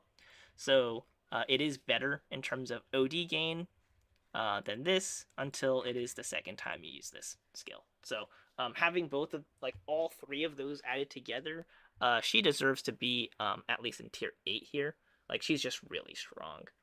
Just you need all the parts. Like she's just so you can see here she's so expensive, right? Everyone else is like alone or just like one other style. Like you need so many parts for her. So just like please note that this is a very expensive character. Fubuki 2.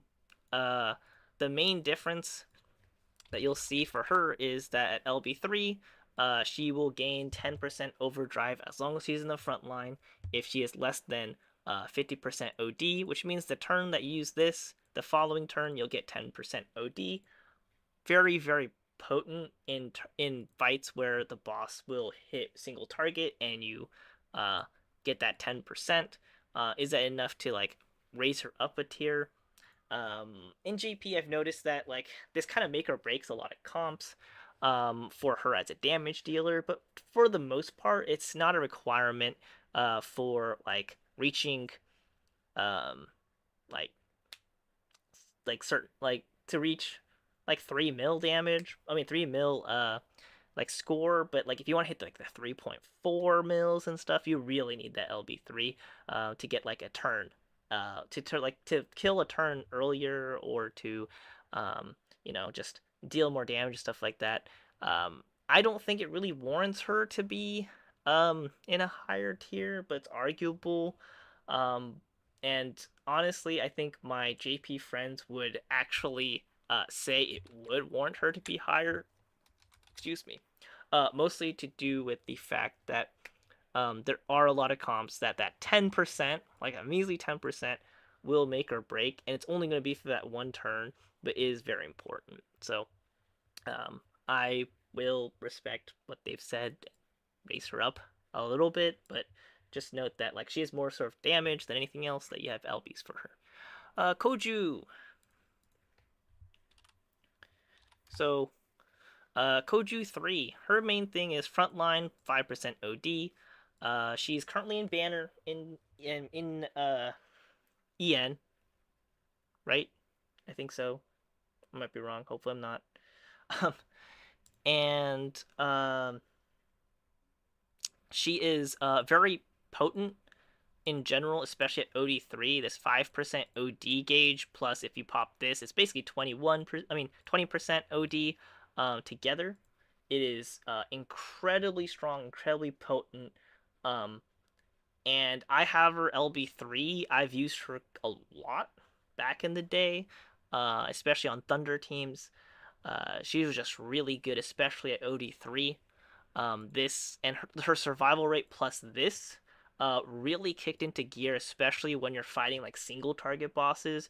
In one turn, she herself giving yourself 20% OD, as well as like morale was always a huge boost and huge bonus.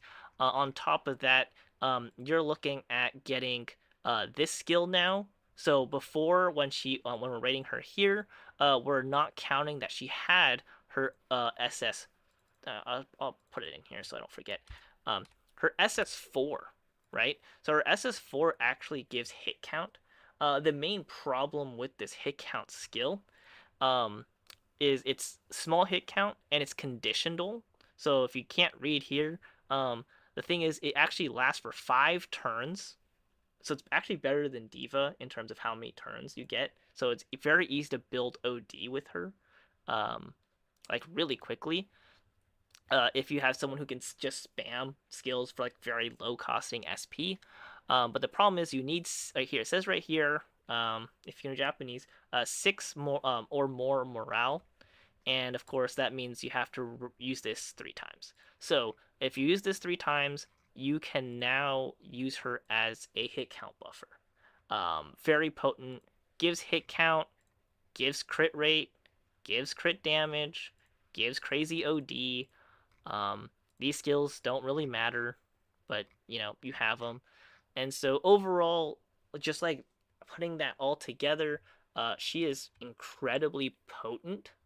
Um, and kind of like warrants being placed here in tier 7, like actually pretty high up. The main thing you'll note is that because Diva is that much better, as you can see on this list, that's why you will never see her in JP. And JP, people probably did not pull for this Koju, so it's not like you have this skill. Like, there's a lot not going for her that you'll never see her in JP being used. Not never, but like very rarely used. But when you do see her, this is the reason why she is like you can see her in still high scoring teams is because morale is huge. It's really strong in JP. Um, she has overdrive gauge on LB3, which is why she gets even a tier up. And the extra and the fact that this skill exists as well that you can use to gain a crazy amount more OD and everything warrants her to be at the bottom of tier 7 when you do actually LB3 plus have OD, I mean, have SS3 on top of that. Yeah, after I finish the utility supports, I want to get some water. I'm just like getting thirsty. Bungo. So Bungo, we're going to right here. We're gonna put LB4 because this is the most important thing to have for her. Bungo. Bungo LB3 and 4. So LB3, um, you'll note here is she gets +1 turn of break. So when enemy is broken, they'll be down for 1 extra turn. This is something that's very important for many teams in JP if you are free to play, mostly because you get another turn to do whatever the hell you want, essentially. Um, what do you think the next free pool? Uh, I have no clue. I know in JP, it's actually following JP in terms of free pools. I'll note, I think Carol 2 had free pools. So I'm pretty sure will be Carol 2 will be one of them. I don't know in particularly which other banners. I just remember that one having free pools. But for the most part, the banners that EN has gotten free pools, JP had those free pools. I don't think there was a single banner where that was not the case at the moment. I think technically JP had more pulls too because we had daily pull throughout the whole banner, and it's like our banner's like 21 days or something. So technically we had like 7 more pulls for a lot of those banners. Not all the time, but like a lot of them we had a little bit more pulls. Um, the um main thing about her is this break thing plus extra downturn is huge. Of course, this is pretending she is a utility support, so she's there just for utility, meaning that she's there for the fact that all Waki minions get +1 SP, and the way she can break very easily is why she is, you know, in this location here.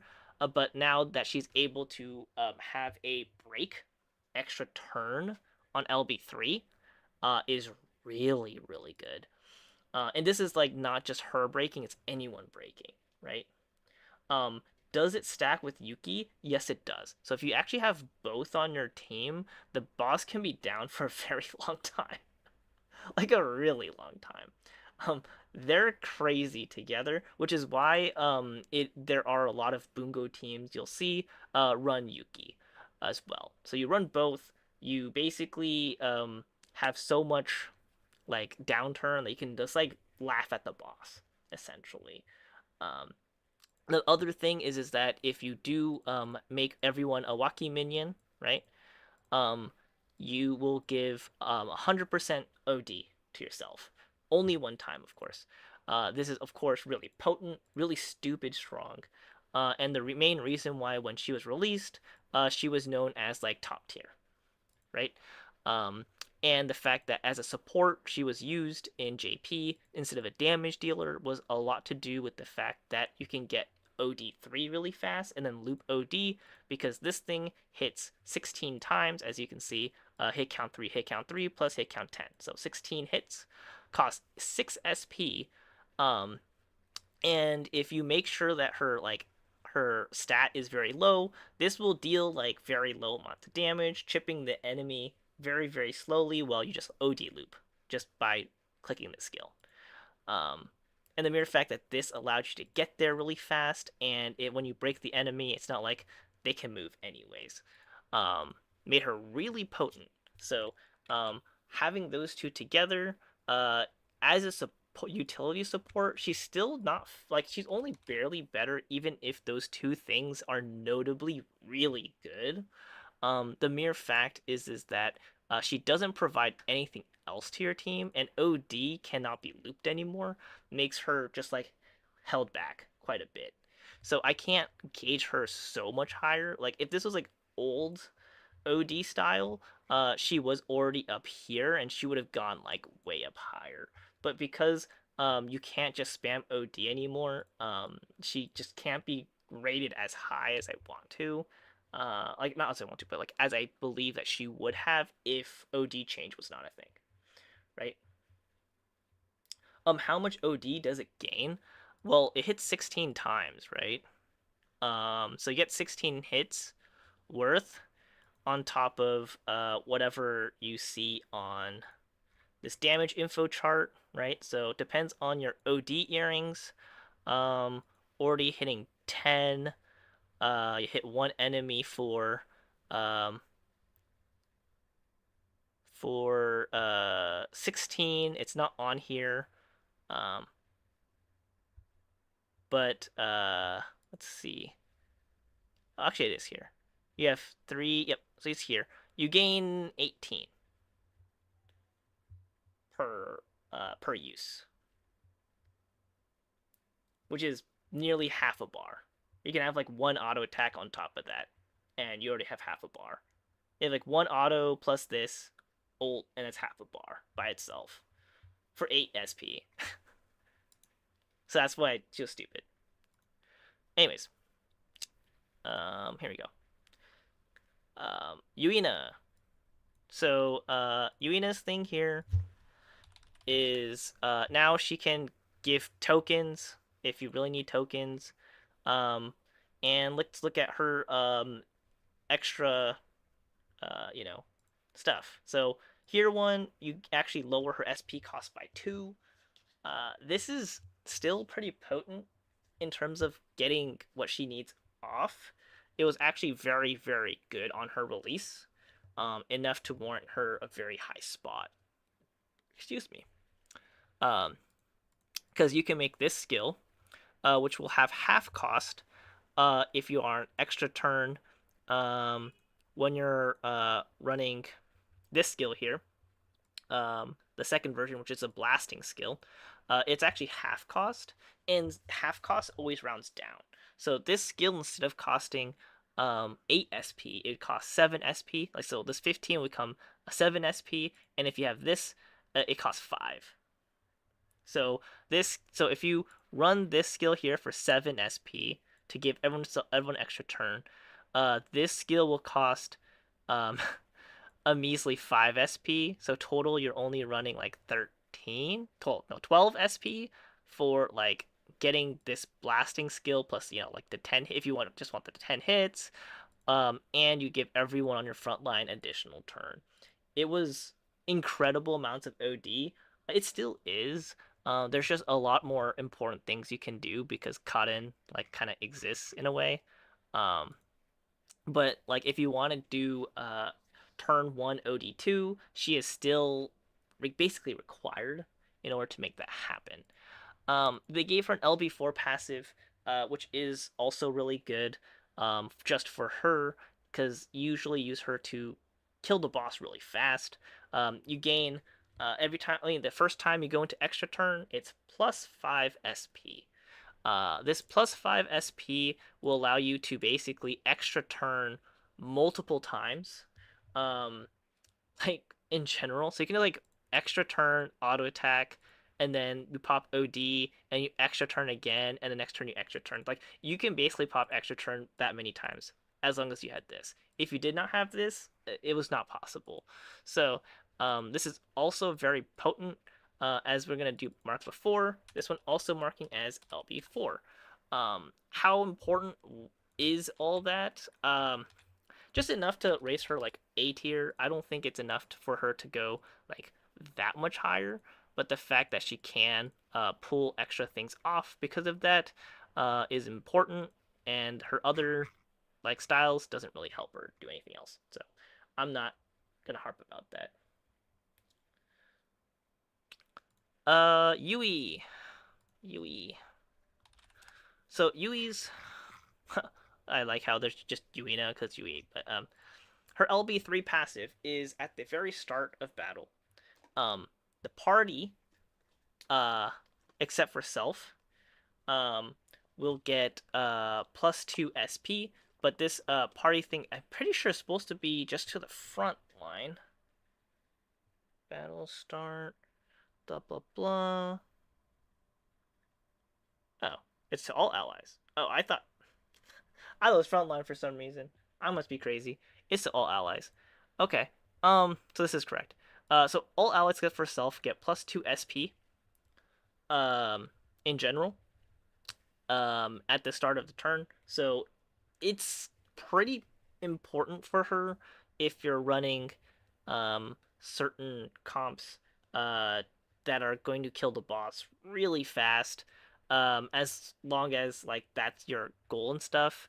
Um, yes, this is important, and it seems like that this will, negate this. The main thing is like if you have this, um, you can make it so then characters can use like one skill and still not be needing the shredding, and then after that they will. So overall, it does make Yui just strong, but not just like the other two, very niche. There's nothing like crazy that you have to worry about, um, but she does become strong and holds herself well as yeah, utility support. Akari 2, I don't think gets anything outside the fact that she can break very easily. Her LB3 is just more damage, and you can get this skill here. So this skill is very nice. Um, it's a one-time use, but if you don't have or don't know about Kaden 4, I think it was 4, um, you could basically use your EX twice as long as you have this buff. It's a one-time buff, and you will consume your EX twice, right? So this says only 4 uses. This will actually go down to by 2. As long as you have 2 uses, you can make this happen. This can be somewhat important to her if you can't break on the first one, but in JP at this point, like you should be able to. Um, like there aren't very many ways to not have that, so I don't think it's that potent. It's not enough for me to be like, yes, it's important. So I'm just not gonna give her that. UD2. UD2, her thing is that she will actually have attack up, which means that this is more likely to break, but you're probably not using her to break anyways because you're using Kaden. So also not a very big deal, and this is what it is. So like before, remove from the list. Um, it doesn't really add anything. Akari, I said it before. The only thing that I will note about Akari this time is it's a little bit different, right? Um, sure, over here, this sounds very nice, but you have to have removed a buff, and she'll give 50% OD. Uh, very, very situational, but in that situation, very strong and very potent. Just that there aren't too many bosses that like you can actually remove their buffs. So it really depends. Like if you had Akari 3 in the current EN score attack, you'll be like, wow, she's so good. Because if she has LB3, when I think one of the bosses like increases their attack permanently or something, and one of them like increases their defense or something, you can remove that with this. Um, just pop this skill and boom, it will get rid of it. This thing costs 8 SP after her initial passive of slow start um, is not around. So you are for sure um, going to just get this 50% OD just from that, which is insane and crazy. And on top of that, because she has a hit count buff of 5, right? Um, if you have her other styles, right? You'll note that like you probably preferably use this one, which hits only for 2 and gives yourself some OD gauge, and then the hit count buff will give you some more. But later on, there are um, elemental shields, and on elemental shields, this here is really potent for elemental shields. So she's just very niche, but she is a very good pickup for that type of situation. Of course, this is considering you're not a whale. If you're a whale, like you probably don't need this, but if you are like more on the free to play side, um, she could be seen useful. If you have her SS2, this 8 skill cost 1 hit AoE becomes 6 hit for just 8 SP.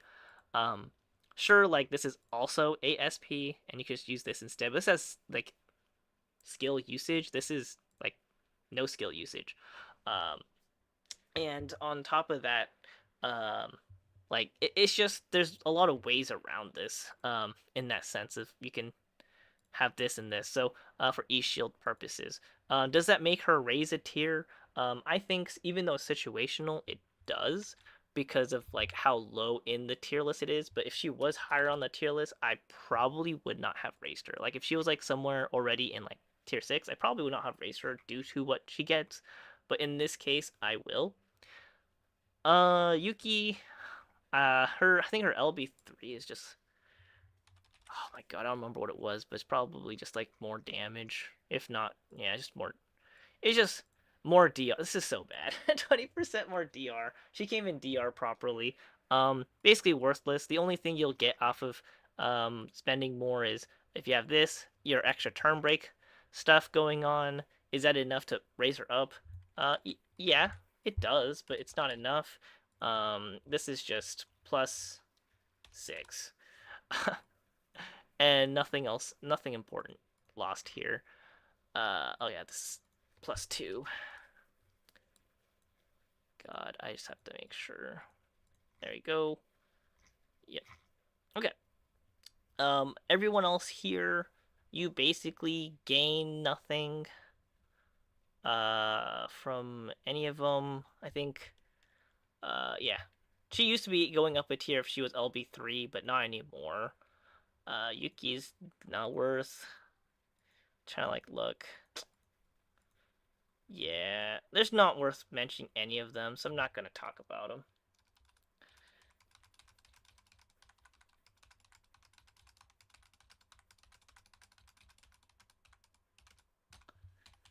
Okay, so that's it here. And I'm gonna get some water. I'll be right back.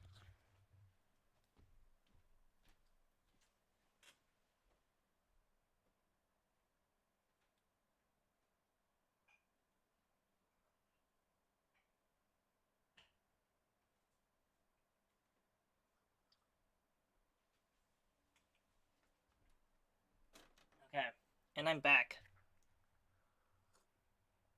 Sorry if my like talking today sounds so uninteresting. I'm like trying to breeze through this because there's so many units to go through. I actually apologize for like how boring I'm like sounding. I'm like probably monotone. I'm so sorry. Okay, Koju, little Koju. Main thing about Koju, right? Like all Koju, if you have SS3, you can now have crit chance. Woo! Right? On top of that, she's more of a dungeon character. Whenever she defeats an enemy, she gets +2 SP for the whole team.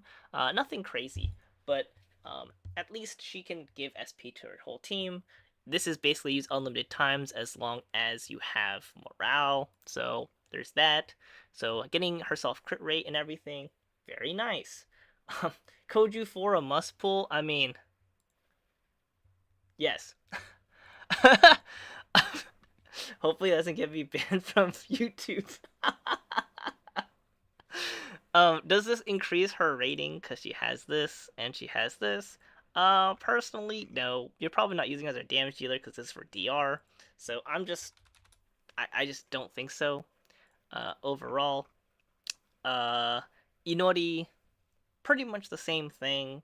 I think she only gets damage, and honestly, who cares? Uh, oh, never mind. She gives herself charge at the start of battle. That's actually really good. Huh. Wait a second. This one's pretty good. That makes it so then her blasting amount actually is the increase of 22 instead of 11. Which is really good, which means you don't have to use this skill to use charge. You don't have to set her up at all to get this off. I will personally actually give her a rate up because of that. That is actually really good since you don't need charge at all. She just starts with charge. Granted, not worthwhile if you are in fact running Yanagi because Yanagi can do this basically for free. But this is very good if you aren't running her. Um, well, we're at everyone's favorite. You know, Maru-chan. Haha. Maru 3 is Maru 3. Maru 2. I'm so tired. Goddamn. Maru 2. LB3 actually will give her higher DR rate, right? Um, is she any good?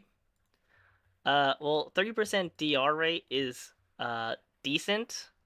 Um, but she already gives herself 50%, so this is just additive 30 to 50, which means it's not as potent as you really think it is. And then her DR rate is 24, which is actually really high for AoE. If you actually looked at all other AoE like ones, they're like 16 or 18. So this is actually really good for DR AoE. The main issue is it costs, well, 18 SP to pull it off. It does come with a 50% bonus on top of 24, and then this will also give an additional 30. So it's at 80%. So this is, I don't know, give or take. I can't do math in my head, but I'm just gonna like put in the ballpark of something around like 40 DR.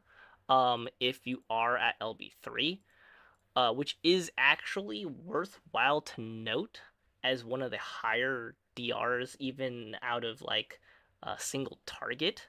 The only main problem as a blaster is a lot of blasters actually have way more hit count, but because she's AoE, she only gets 4, which feels a little bad. This 3-turn AoE confusion is funny because actually bosses in score attack can be affected by this.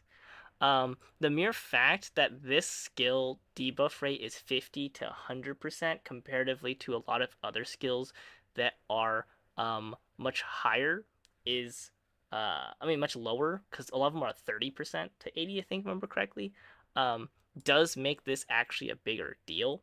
But you do have to RNG a lot on top of its confusion, so it's not like every turn that they are confused, they will be affected by it, but there is a chance to. So everything about her is by chance. I think the person who uses Maru-chan for JP, and who uses Maru 2 specifically in the past, might have RNG'd some of the bosses with this AoE confusion to make sure that like the team stayed alive and stuff.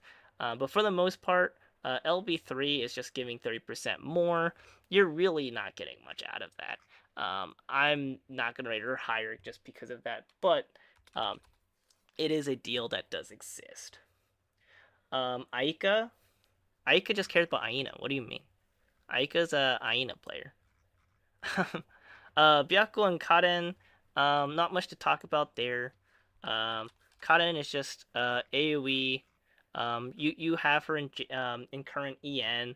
Um, Only thing that you'll probably note notable about her is dungeons. She's great. Outside of dungeons, if it's not AoE, she's bad.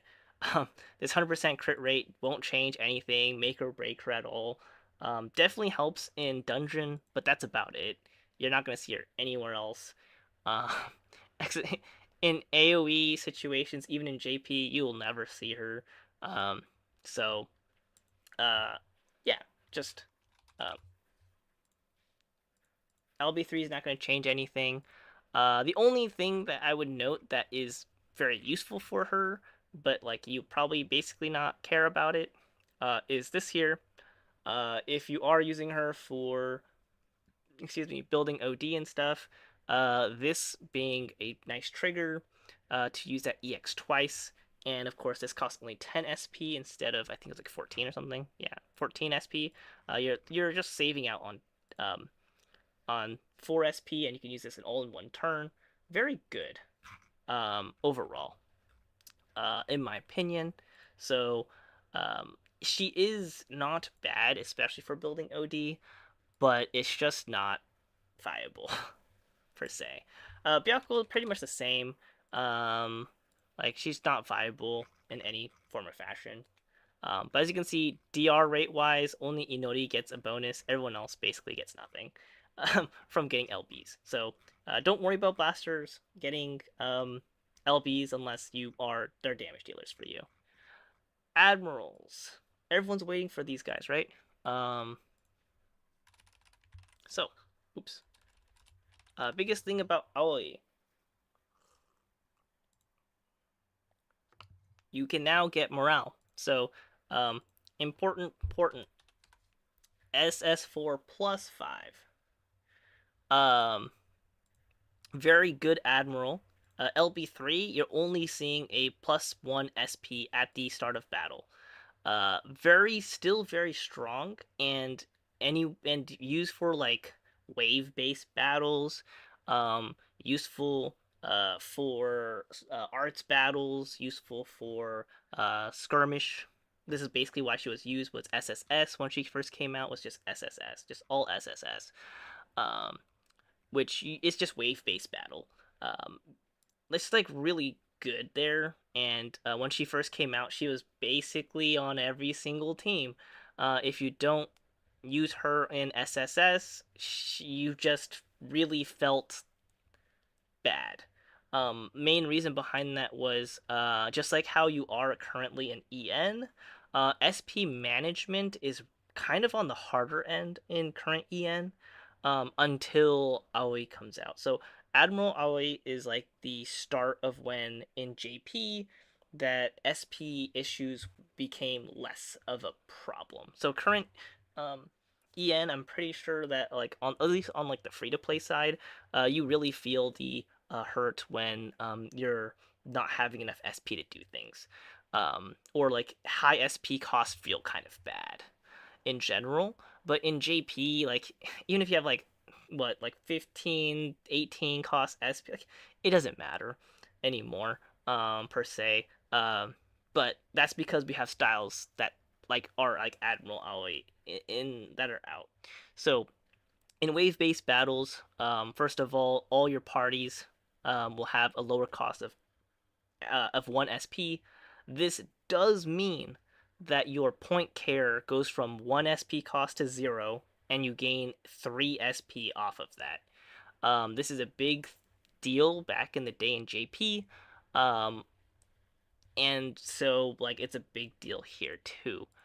Um, Over here at LB3, you actually will increase your SP amount by 1. So start of battle, your front line is not going to be at 7 SP. They'll be at 8. It's actually a big deal.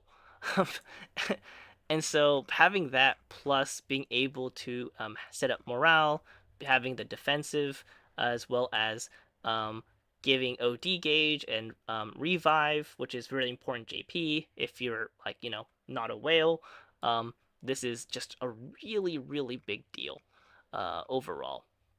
None of this other stuff matters too much anymore in JP.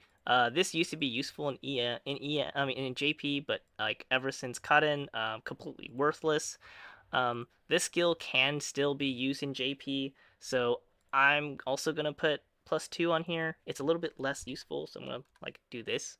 But it has come in handy once in a while here and there for a lot of players that I've seen that use her. But overall, because she is able to be defensive while also giving the capability of increasing stats, which is one of the most important things in JP as well. If you can actually add that in your team, it will just like improve your damage by a lot. So overall, this does net her to be like a whole entire tier up, just due to the fact that you gain 1 extra SP on top of morale boost and more defensive capabilities of defending your team.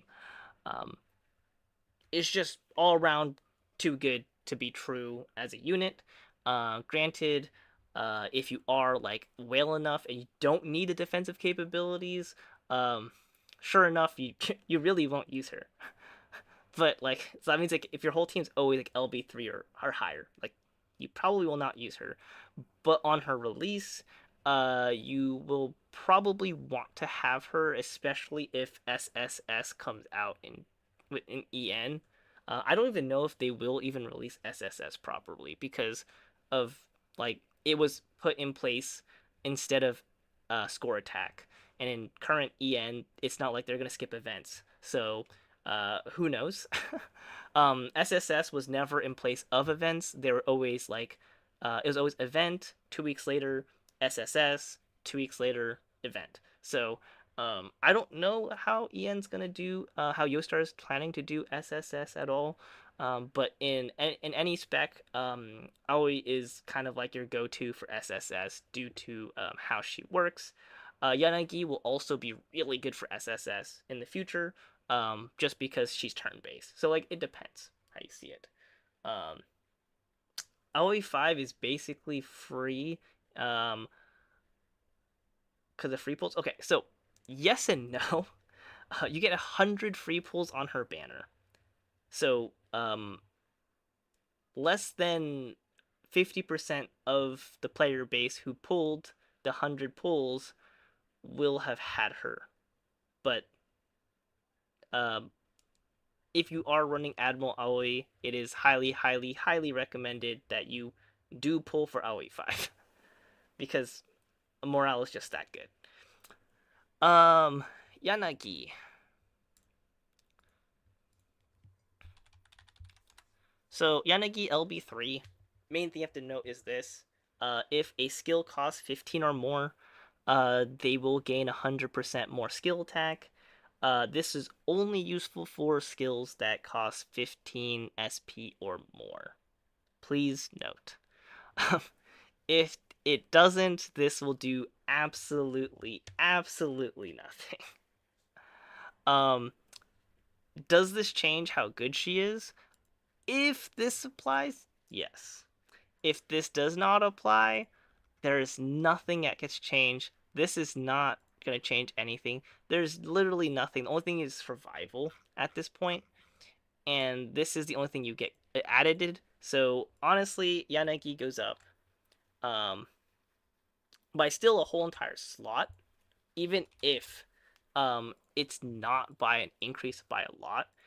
But I'm going to let you know why she gets increased by this much is her survival rate increasing by that much is actually like, I understand that everyone else doesn't is not gauged this way, but Yanagi needs to because of how she is used as a unit. Um, her survival is that important. At LB3, she can actually survive things comparatively to LB like 1 and 2, where she most likely will not survive most things. So LB3 is like shifts her up even higher. Especially since it would only be 15k quartz for the remaining 50 pulls on EN if we do get full. Yes, that is true. That is completely true. So yes, anyways, Yanagi, even if you are gaining only this, which you might not even gain, I still rate her at bottom of tier 9, like just because of survival. Everything about Yanagi is the more you can survive, the better. Um, I can show you my Nanami run that I've been trying to mold. Most likely, I will fail it because I need a 15% chance to what's it called again? 15% chance to stun the boss in order to like make the run happen. I will show it to afterwards of like why this like non Yanagi LB3 is like why this increase actually matters. um, and what I mean by that. So, yeah, damage dealers. I'm gonna kind of like breeze over them, kind of, mostly because it's only gonna be not even about their LB3 or 4 skill most of the time, except for if it's unison. It's usually about if they have their other parts, and that's pretty much it. Because that's what's important for these guys. Is if you have their other parts. If you don't, then that becomes the issue. Otherwise, their LB3 passives really won't change too much about them. Um, and for the most part, like there aren't too many damage dealers I consider as tier 10. So as like you can see right now, Karen is basically gonna be your only tier 10, and everyone else is like gonna be crawling up to here only. But yeah, Bungo, we're at LB4, right? Karen also LB4. And them as damage dealers at LB4, as you wouldn't. Hopefully you guessed. They're top tier as damage dealers. This is not about max damage. This is about mere fact that they're just so like just they themselves is enough to do a lot of things. To the point that you don't need anything else. To get high scores, not high score, but like get all the rewards, which makes them in this tier, um, in itself. And yeah, that's pretty much all I have to go to it. Anything even with resonance will increase their chances of getting higher. By the way, with higher LBs, because this higher LB is counting that you have all their styles and their increase and stuff. So Yuina LB3 doesn't really change her damage too much in terms of like uh, and having her other styles won't change too much. I will note that we're saying +1, but we're also going to add in here +4, right? Um, because we want the extra turn here and there. Notably, we're going to assume that you do have. Let's see. I'm going to show resonance list here. So she has SSR, so she can actually get some more stats. So if you come over here to down here, right, Faith, because she's light, we can take from either Mona or we can take from Chie. Mona probably has better stats for you, but let's just pretend you're looking at LB3, even 4. As you can see, you'll get 4 or 5 more morale stacks. So if your team doesn't even give morale, she can already come out with, 4 times 5, 20, or 25 more, just like stats in general, on top of that being skill enhance, which is not the most important thing. The skill enhance is like nothing, but the stats is. So that alone also raises her up to be like incredibly high in potency and incredibly powerful. Fubuki getting the 10%, like I said before, is a make or break for a lot of her runs. So overall, that alone actually gets her to be one of the highest in the game here. netting her to be in bottom of 9. Seems like I'm moving everyone up like this, but there'll be a lot that like don't also move too. um, Aoi main thing is now she has her morale stacks. She can give herself morale. So unlike Fubuki, who can't give herself morale, um, she can actually because she can't. She's not SSR, so she doesn't get access to this. Plus, none of these are Thunder, anyways. Um, Aoi can, and because she can, she basically fits. Also in high tier. This is mainly the reason why Light and Thunder right now are like top tier damage, is because their damage dealers are like top notch damage dealers. They're crazy good. Um, Sumomo at LB3 is very useful. She gets a large hit count, and since Katanin's breaking, you don't have to do that, and she will always get that off. So she actually, comes up to be also a whole entire tier up, mostly due to that fact.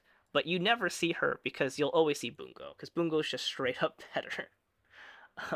But Sumomo is still very, very good and still usable in JP. Um, Diva is actually used a lot less often. Still very good in her own sense. But the main issue is that you don't see her as high recently. A lot of that has to do with the fact that this exists, this -2 SP if she's in Diva mode. Because you want to have the large hit count for Diva, but you miss out on Yanagi's increase enhance. Because this only costs 14 SP, and +2 -2 is +0, so 14 plus 0 is 14. That's not 15 SP. So she's not seen as like her damage increase just like only comes from stats, and technically she loses some damage comparatively to like LB2. Like that's why their damage difference is not big between LB2 and 3, and then 3 to 4 is the big difference, right? Is because of that. And so like sure it's good to have those more LBs and stuff. But it's not enough. The SP cost decrease is good, but at the same time you lose out on um, like damage potential if you're running Yanagi 3. So I'm gonna like not give her the biggest boof because of that, but that's just something to like think about. Mona LB3. What was hers? I think it's just like extra turn for extra turn 40%. Also, like these buffs don't really mean much anymore. She's not an SSR, and none of these other skills really do anything for her. So she actually will not be moving. So I'm just kind of removing her from this list because her having high LBs will basically not help you. It doesn't really do much for her. Maria, I don't actually remember what hers is. Oh, it's this one. If she's at 149.5, that's not what it says here, but it's actually that, okay? 149.5 or higher DP. Party actually gets +1 SP. This is why she's so fucking good when invested in. Sure, she has um one of the highest potencies in the game. I checked just earlier today. This, if you do have her at 150% DP, this becomes 22k potency, right? So 22k potency with a 50% HP mod, and this scales with int. So as you can see, int scaling. So you only stack int with her as long as she has 149.5% DP or higher. Her potency is going to be one of the highest in the game, especially for fire. She's one of the highest in the game. The only one who probably could be beating her in just raw potency is Luca, if I'm not mistaken. Like the King Luca, that is. But the fact that she is in scaling makes her even more like scary in itself. Even if she doesn't have um, the SSR bonuses. Main deal is that if you do use this heal on turn 1 and the boss does not have and the boss first turn is like a single target, that's perfect. She will basically always have like what's called again? She'll always have this to proc. Now, the current score attack in JP, the reason why you don't see Maria used in current score attack in JP at all. So, like, usually you would see her right now, I think it's Fire Week, if I'm not mistaken. It's like Fire and Thunder Week. Thunder and Fire Week. Um, you'll be like, wow, if she's so good, how come I haven't seen her in JP Score Attack? The main reason why is how this battle works is very against anti-Maria. It hits the highest DP as your single target, or it's AoE, and she will always have the highest because she heals herself to overheal by 150%. So that's why in this current score attack in JP, most likely you just don't see her at all because you can't make use of this LB3 passive, which is what allows her to get there. Like to allow like her team to do a lot more. So you won't ever get to use that, and then you have to use part of your setup turn to actually make use of this instead of like turn one you use this and then you get this for the rest of the fight. So um, that's the reason why in current JP you do not see her being used. But this +1 SP is huge and crazy. She has way better potential than your Diva Luca does on damage, especially if heavily invested.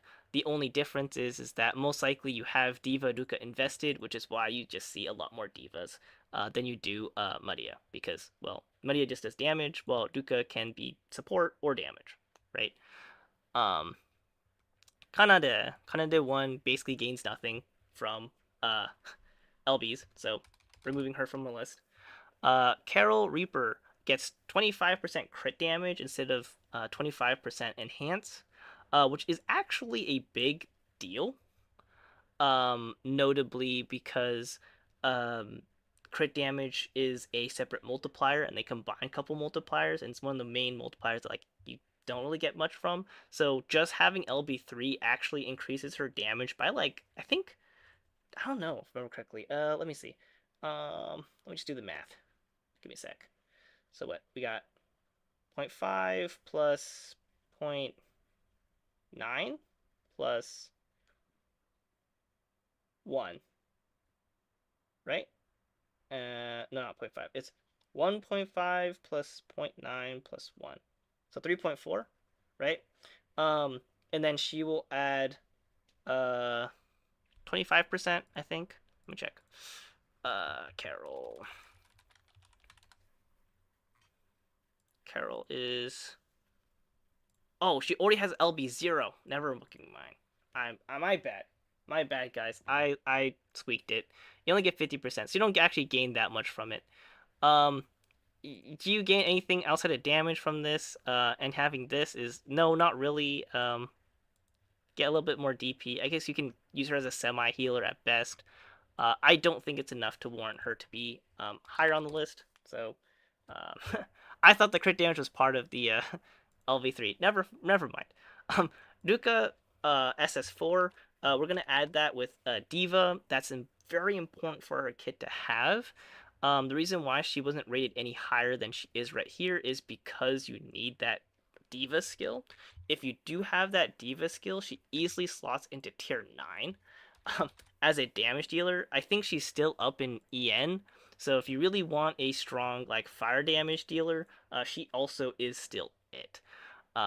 So you could still pull her in JP, I mean EN, and you will not regret it if you want to use her as a both a dark damage dealer or a fire damage dealer. She is still like the de facto best dark damage dealer and one of the best fire damage dealers in general currently in JP. So you will not regret pulling her essentially. But you do require her to pull Diva, and most likely you will because Diva's so good anyways. So there's no there's no reason to not, I guess. Um, Adele. The only thing you gain for her is being able to dodge things from her SS4, which funny enough we haven't had a new Adele in over a year in JP now. Wow, I'm so amazed. But anyways, she has Shadow Clone. She has her She's able to now dodge. She can be pretend Aoi as well with her dodge, which is always nice. And her LB3 passive is basically worthless. Uh, so overall, the only thing you're gaining is Shadow Clone here from an 8 cost skill. You can also could have been using her EX1, which also would have provided it, but it costs a little bit more SP to run. So mixed bag. I don't think it really improves her kit enough for me to rate her up. So I'm just gonna remove her from here.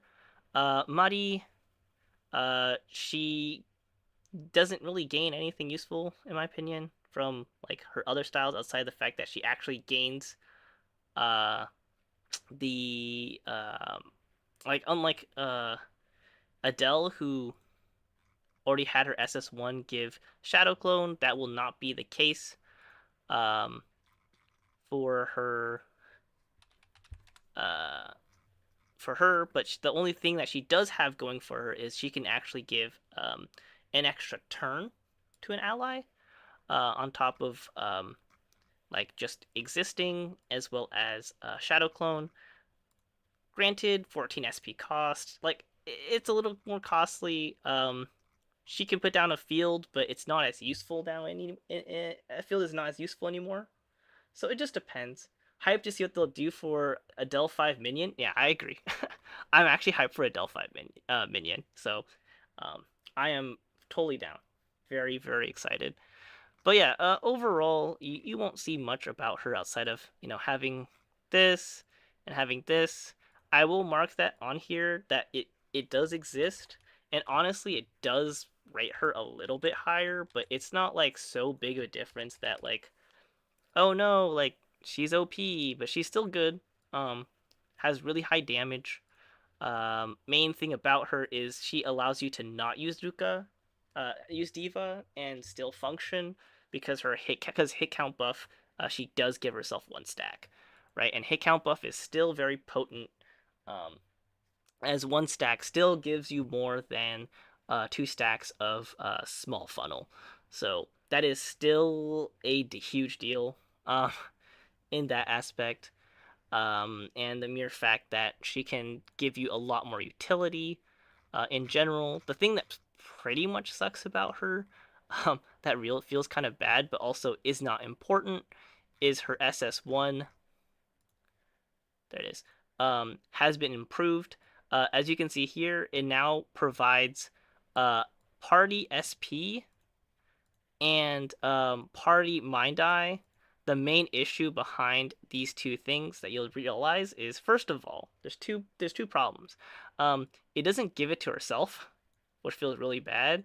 And second, if you read here, it requires you to run 3 um 31C or more members to even see this exist.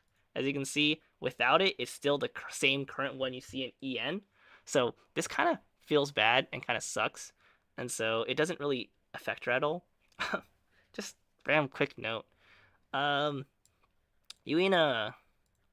So we're gonna assume that this is also LB4, right? Because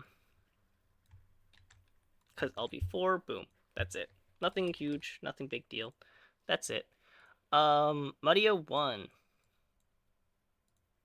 Mario 1, if you don't know what she does, she gets 5 stacks of token, making it so she doesn't have to like charge up her token. Like she can just do it really fast, essentially. Um, she can also heal herself very well. Not that it gives her tokens, but like keeps her alive. That's just a 5 token bonus is enough to like raise her up a notch. She actually has one of the highest damage caps in the game um, before Cutting came out. So before Cutting was out, she had one of the highest damage caps in the game. So don't like sleep on her, I guess. If you do have her LB3. Uh, well,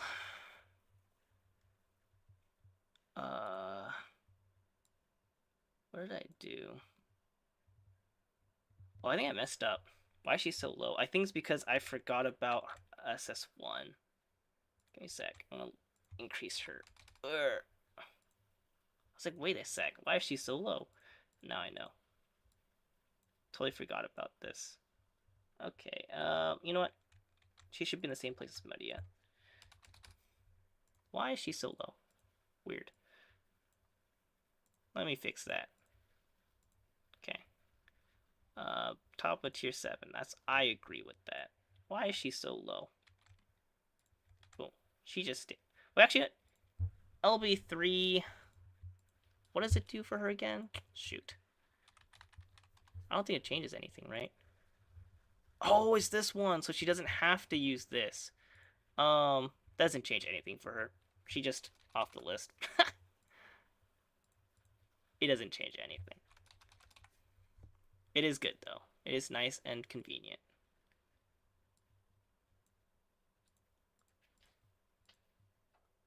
How bad is 1-1 scaling? For who? Maria? It's pretty miserable, to be honest. Um, so here, we'll go over that real quick. So Maria's thing is that like 1-1 scaling feels kind of bad. Um, but the main fact that it goes to level 13 and has token makes her damage ridiculous. And I can't wait for her Evo to actually be good. Hopefully it is. Because this will hit level 17, which means that the potency is gonna go like even higher. It's even crazier. To put in perspective, this potency does not have a damage mod, and you're looking at like what is this? Uh, times what 2.6? Looking at like 37 pot. You're looking at like 37 potency, 37k potency without a damage mod from this skill. Like it's it's really busted. It hits like a truck. Um and like her scaling from her stats isn't the best, to be quite frank, but it's okay. Even if it's like low, her potency is just like what carries her more than anything else overall. But her like stat spread's pretty bad, pretty miserable. But in current perspective, like Kanade is like what 25k and then has 50% mod, right? Is only at 37.5, so she basically has the same like potency as Kanade 2 at max, as long as her totems are like yeah tokens. Her at least her tokens are maxed. She actually has the same potency as Kanade 2. It's actually insane. Anyways, Yuri, LB3 shouldn't change anything for her.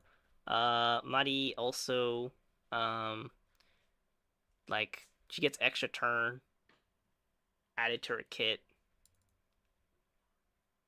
with an ally. I don't think it changes anything, to be honest. I'm gonna like not add them to anything. I don't think that's enough for me to like note them to be higher. Uh, Waki, I guess you can have SS3. That doesn't really change her though. I don't think it. I don't think we need to put anything on her. Yeah. Seda just has SS4, but like you're not breaking with her anyways anymore. So using her EX doesn't change anything. And her LB3 passive kind of stinks. Actually, what is Waki's LB3 passive? I forgot. Oh, if the DR of the enemies at +5 SP. Uh, you know what? That that is pretty good. Okay, you know what? I thought it was just damage up. This is okay. We'll also smack in this for her too.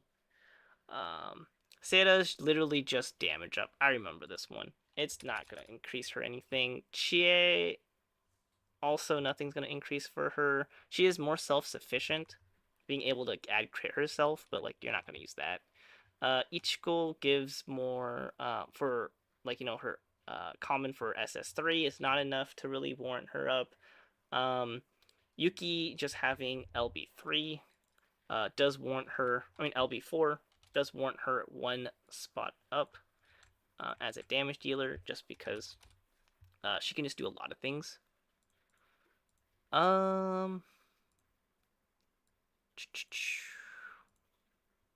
So I'm breezing past the ones we've already talked about over here. I don't see a point of reiterating. Irene 2 gives crit damage. You also can give herself more regular enhance now. So she can give turn-based enhance right here, right? On top of doing this, right? So she can deal damage while giving herself enhance. Really solid kit when put together. I just realized I skipped these guys, but yeah, it's fine. Uh, so Irene, I think, deserves to go up a tier. Um, no one uses her because they're just way better options from Pierce Crit, and they're more readily available. But actually, she's pretty good right now. Kanata 1, LB3. I actually don't know what Maruchan's LB3 passive is. Probably not important. Wow, that's pretty bad. That's that's pretty bad. 20% increased skill enhance for if you're above 80% DP, but like everyone has like non-conditional 25%. This is actually just really bad. Wow, they need a buffer. Like that's really bad.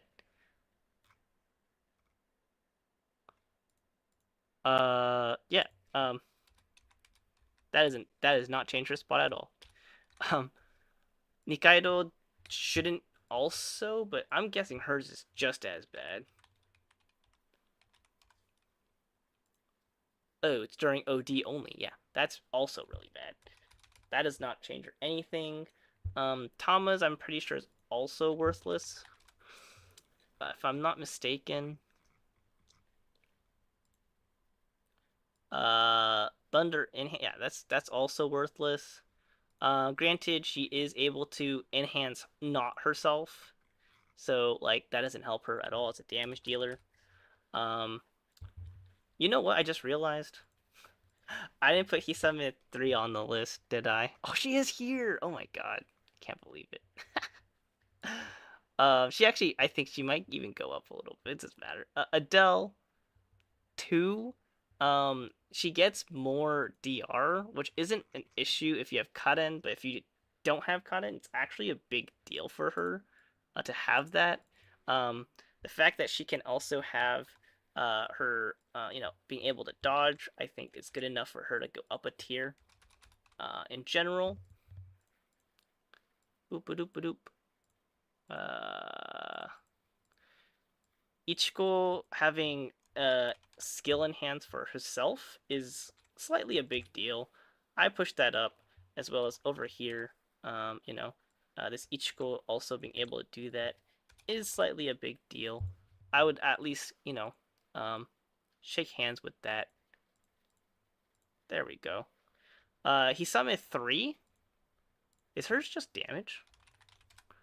Actually, I don't know.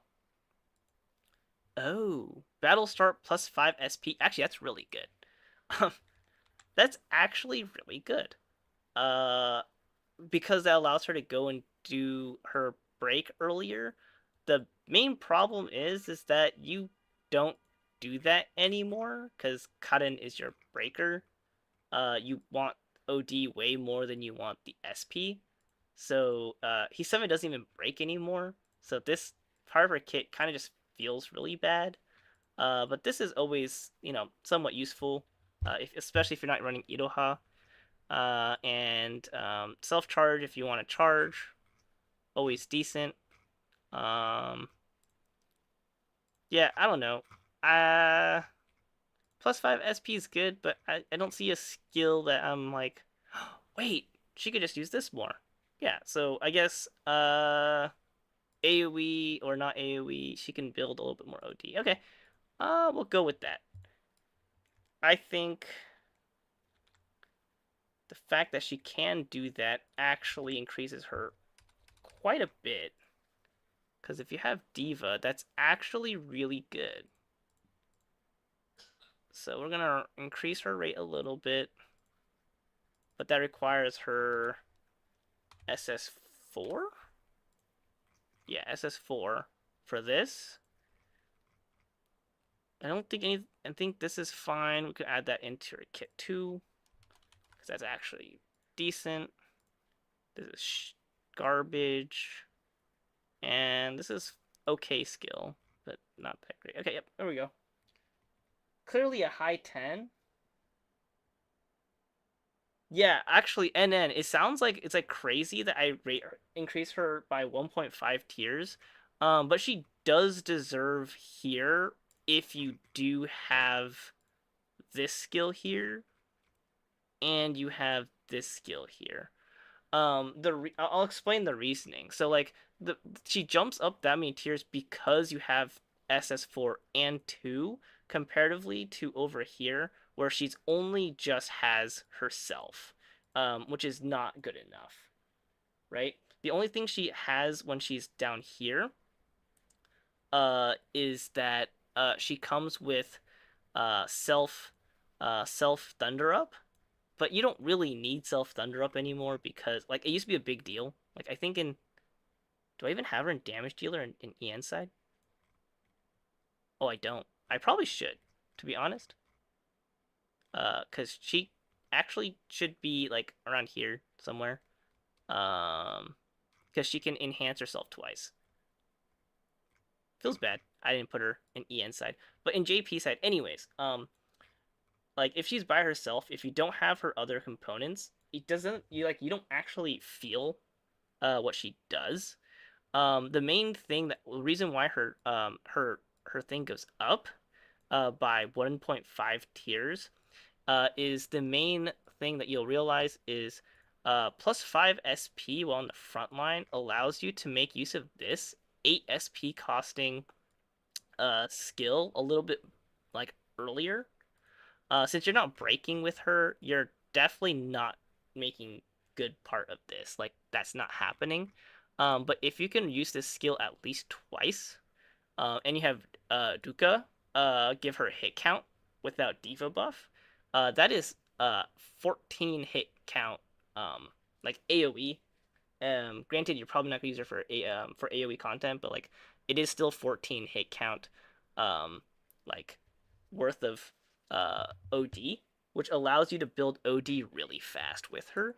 And if you're getting to OD3 anyways, and you're only going to use this skill one time and nothing else you have to use in your kit you need to use at all, this will actually be potent enough I mean, like OD3 is potent enough to give you 15 SP. Um, and if you're running Yanagi as well, it's 15 SP plus 2. That's more than 15. So she will also get full use of the LB3 passive. So everything put together, having this as well as this, is what raises her ability to actually perform at a higher level. And to be quite frank, she should be about the same tier as Tama 3 when they're maxed out. Which Tama 3 is a little bit higher, but when she is. But Tama 3 is just really good because it's single stat scaling comparatively to Hisame, which is not um, single target scaling. So yeah, that's pretty much where that goes. Um, Ichigo, I don't know how I feel about her right now. This is a very big question mark. Her LV3 passive is just a field. I don't feel her. I don't really know. Ichigo, this one, let's see. What is this? Per token 50%. That's like nothing. Um, one thing she gains is like what her enhance. Oops. I just increased these two by like 1 point because they can actually enhance themselves, but overall that you will basically never use those. But the fact that they can do that is something we should warrant about. Byakko 2, who cares? Um, Sadly. Bungo 2, who also cares? Luca, the fact that you have self funnel. She's actually not fringed here anymore. Um, she is not as good as these two because you don't have diva buffing. So I think right here is a good spot for her to be. I haven't seen Aruka perform extremely well. I even have her LB4, and I also don't think she performs very well when I tried to use her with Diva buff, but she is performable. Unless I've seen otherwise, I can't say she's definitely good. Sure, she can give herself hit count buff and all that. It's just the hit count buff is just really weak. So, the fact that her DP mod, I mean her HP mod is not 100%, unlike her, you know, Luca will counterpart. It's hard to say anything about her, per se. As you can see, the main problem is that like it's like 25% like attack up. Like you're getting nothing out of this kit, and you only get this like defense down. So you save like one defense down turn, I guess, but most of the time your debuffers are probably doing more than one defense down per like thing. So if this is like thunder defense down, um, this would have been so much better. And I could say otherwise. The other big difference is if you like actually look at the other Lukas, I mean this Luca, the main thing is that if she does have Mind Eye, then the defense downs increase by 25%. She clearly does not have that. Um, and they both will always consume more than 15 SP if it's Yanagi related. So there's just a bunch of things not going her way. Like, sure, this potency looks higher than this, right? But 100% DP mod is 100% DP mod. I mean HP mod. So um, it's just very potent. What really makes Luca potent is this, not this. Oops. This right here. So um, it's just not enough. Uh, per se. I haven't found her to perform personally. I've tried. I just don't feel it. Um, Yuki is ignorable. We can pretend she doesn't exist. Woo. Okay, we're very close to the end. Inori 2. Um, Everyone's favorite in EN if you're free to play. Free to play lovers rejoice. Inori 2's here. She gives 30% crit damage, which is a huge deal. As I've like done the math before, but to like do the math again, you have a natural 50% um, crit damage mod, and you naturally get additional 100% crit damage from like buffs and stuff. So your actual crit damage amount is 2.5. Like 250% crit damage is what you'll like actually have total. And this will give you an extra 30. So you'll be at 2.8 with her, with this. And if you have 2.8 and you divide it by 2.5, you get 1.12, which means you have about 12% damage increase from literally just her LB3 passive alone, which is a lot larger than pretty much most things you can think about. So that alone increases your damage by a lot. Another thing to note is um, if you just if you're Yanagi, if you need to use this skill for some reason and you don't have Kaden 6, you do have this usage. Not very used often, barely like used, but there was a time where this could be used before Kaden 6 was out. So I will add that in here, but it's not that big of a deal. And she goes just up, like, a nice half a tier. Um, Nothing crazy. Mona nowadays, uh, LB 2.5. She also jumps up. LB 2.5. Sorry. With SS3 and 2 and 3. I'm so tired. It's been so long. Um, SS2 and 3. Due to the fact that she can give herself Mind Eye and Light Enhance, which is one thing that like Light is missing is their own Light Enhance. She is able to be like top tier light damage, so she kind of like fits in this boat as long as it's AoE. If it's not AoE, that's a different story. Mona 1 doing the same thing. She basically just goes up a tier secretly because of that. Akari 3 doesn't really change in how potency she is as a damage dealer, in my opinion, with LBs or even with her others. Yuina 4 will be LB4, and I think that potency goes up. Not potency, but like how good she is goes up as an AoE damage dealer by a lot. We already went over her. I don't really want to go over again.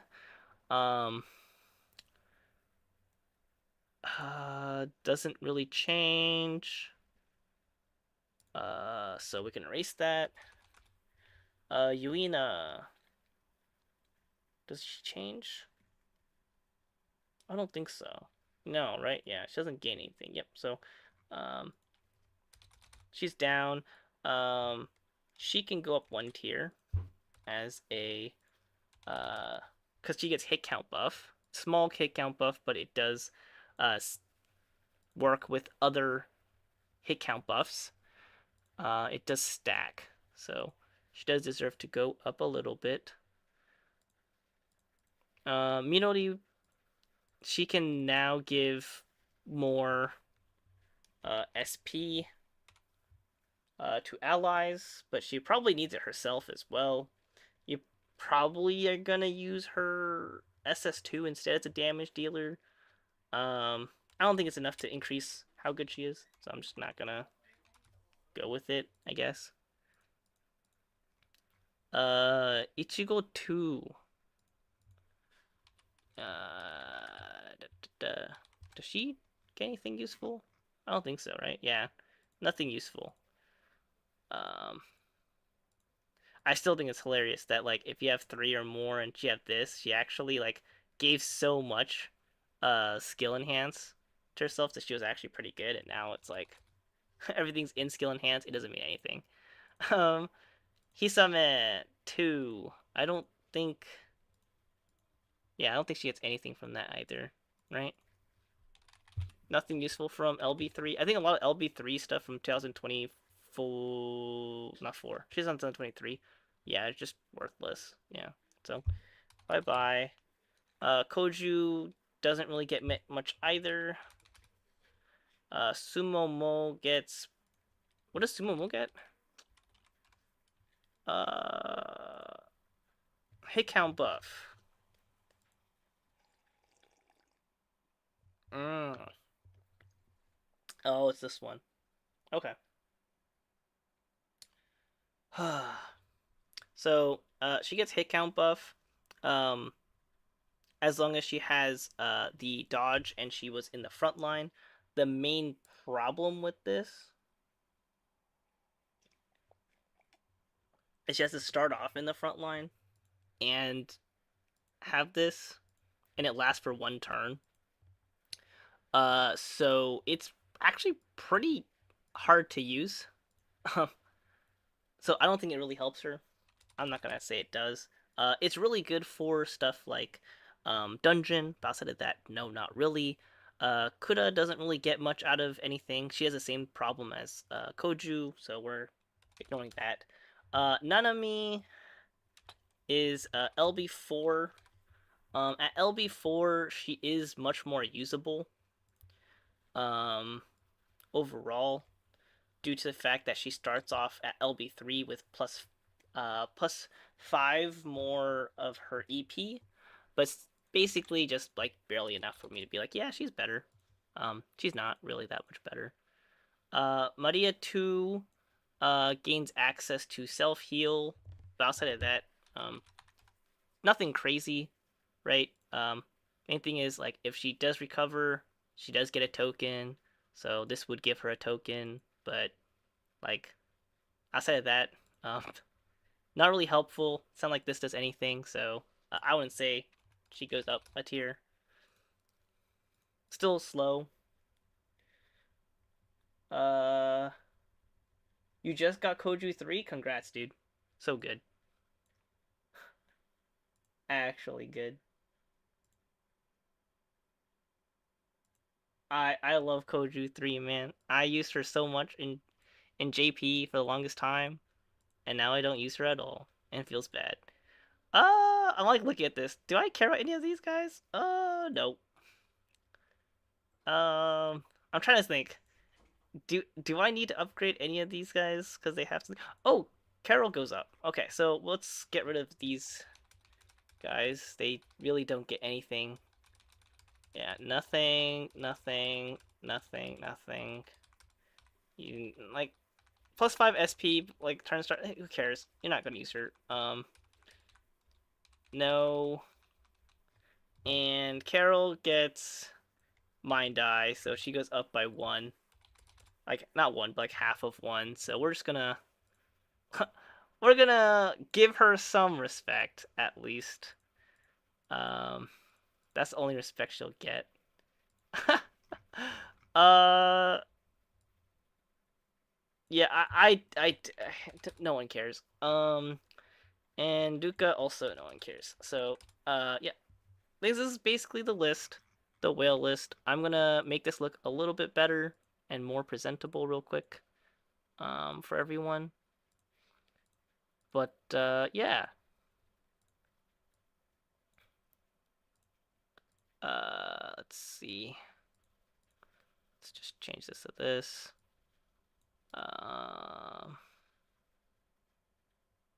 Right, there's no one here? Okay, yeah. I'm gonna delete this.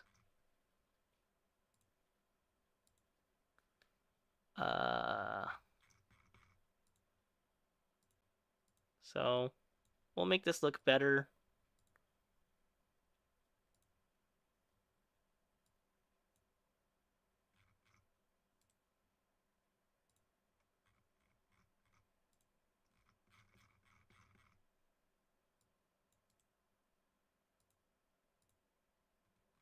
Defender's fine. Healer's fine like this. Utility's fine. DR is not fine. Admiral's fine. Damage dealer column should go down by 1. And AoE go down by 2. And get rid of all this. There we go. And now we just have to make everything look not ugly.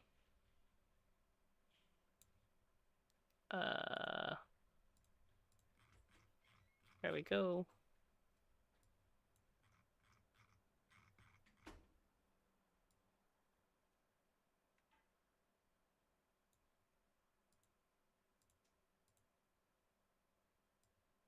Thank you all for joining me into updating JP whale list. Sorry my voice today was very boring. Uh, I know it was boring. I was just trying to get through this as fast as I can, so it was a lot more boring than usual, and I apologize for that. Let's see. There we go. Koju is so cute. I need more Koju radio. I know. I love Koju radio. Why do you think I made one of my things Koju radio? I need to update that thing, but like, man, I love Koju so much. She's so cute. Okay, so now we have to um, take this and do that, and then we take this whole. Wait, we just take this, right? I just do this. Wait. How do we do this? How does this work? We should do like this or something. To the right? Yeah, there we go. Um, Copy and paste. There we go. Uh, I don't know if you guys can see it on your side, but I have updated it and it should reflect on there. And I will now attach here some notes. Ooh, that is huge. What the? Oh well. Styles that don't see improvement from LB3 plus or having other styles of the same character will not be seen on this list. Well, that's huge. Uh,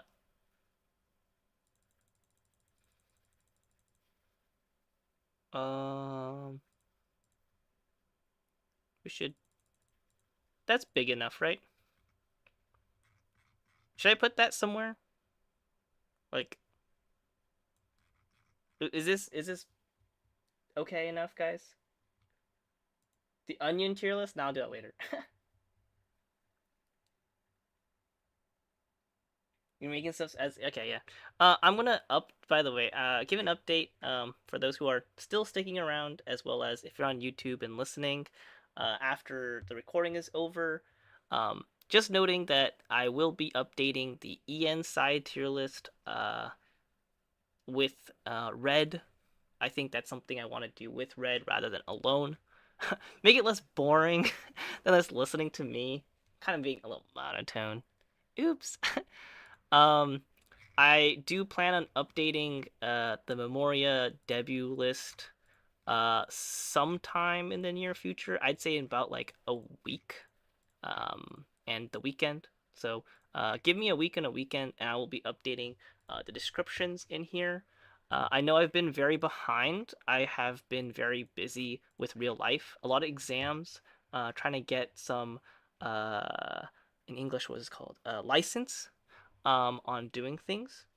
Um, and so I need to just make sure I have, like, I'm like passing my exams for my licensures and things like that.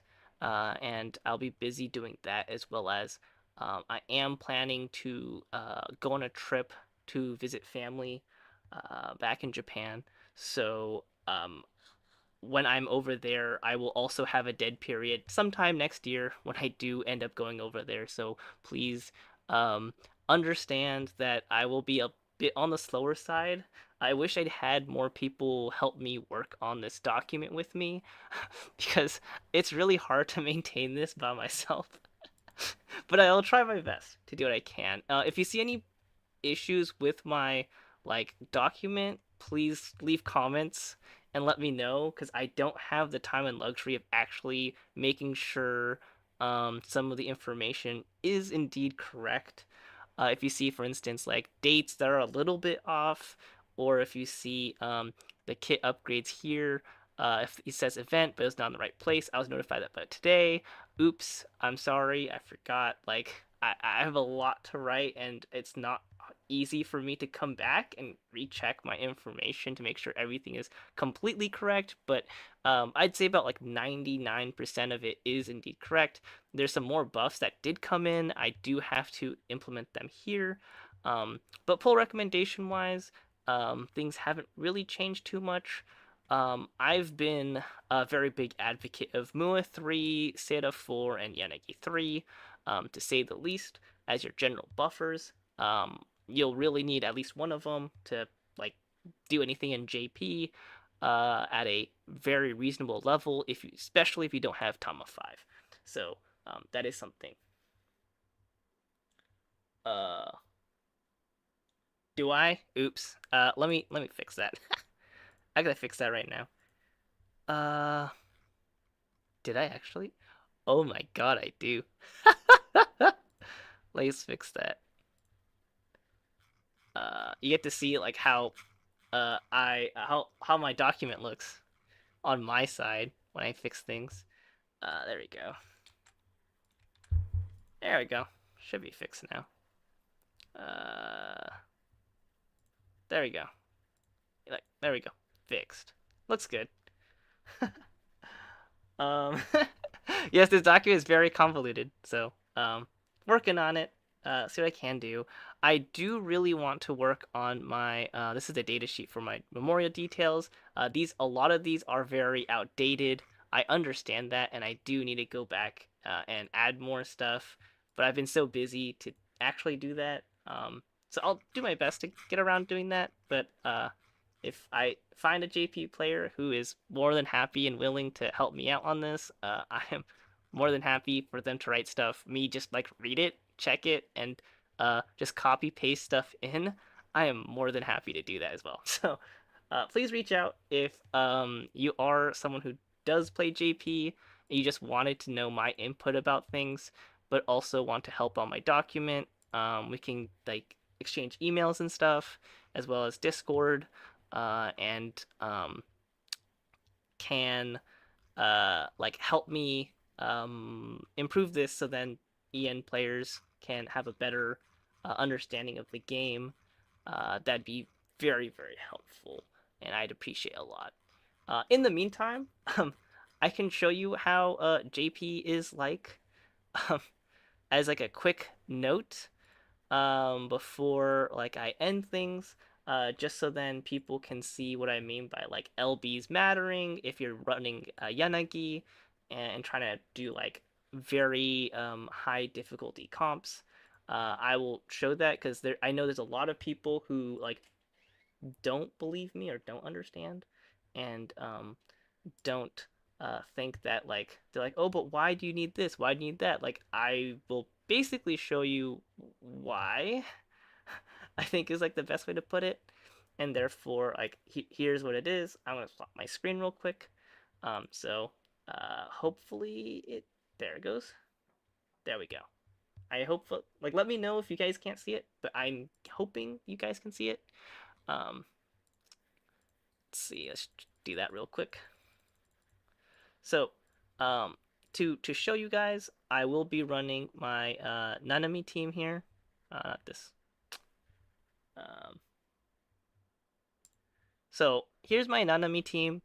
Um, hopefully I remember exactly how I'm supposed to run things, but this is just to show you a rundown. My points is 29k. If you look at someone like Nobi, who is like a mega whale, you'll see his is like 31, 32, who knows, something like that, crazy. I'm showing you across the board what I got. LB3s across the board. Um, couple of LB4s, like, half of them LB4s. You can see the bottom here. I'm basically running LB4s across the board, except for Karen.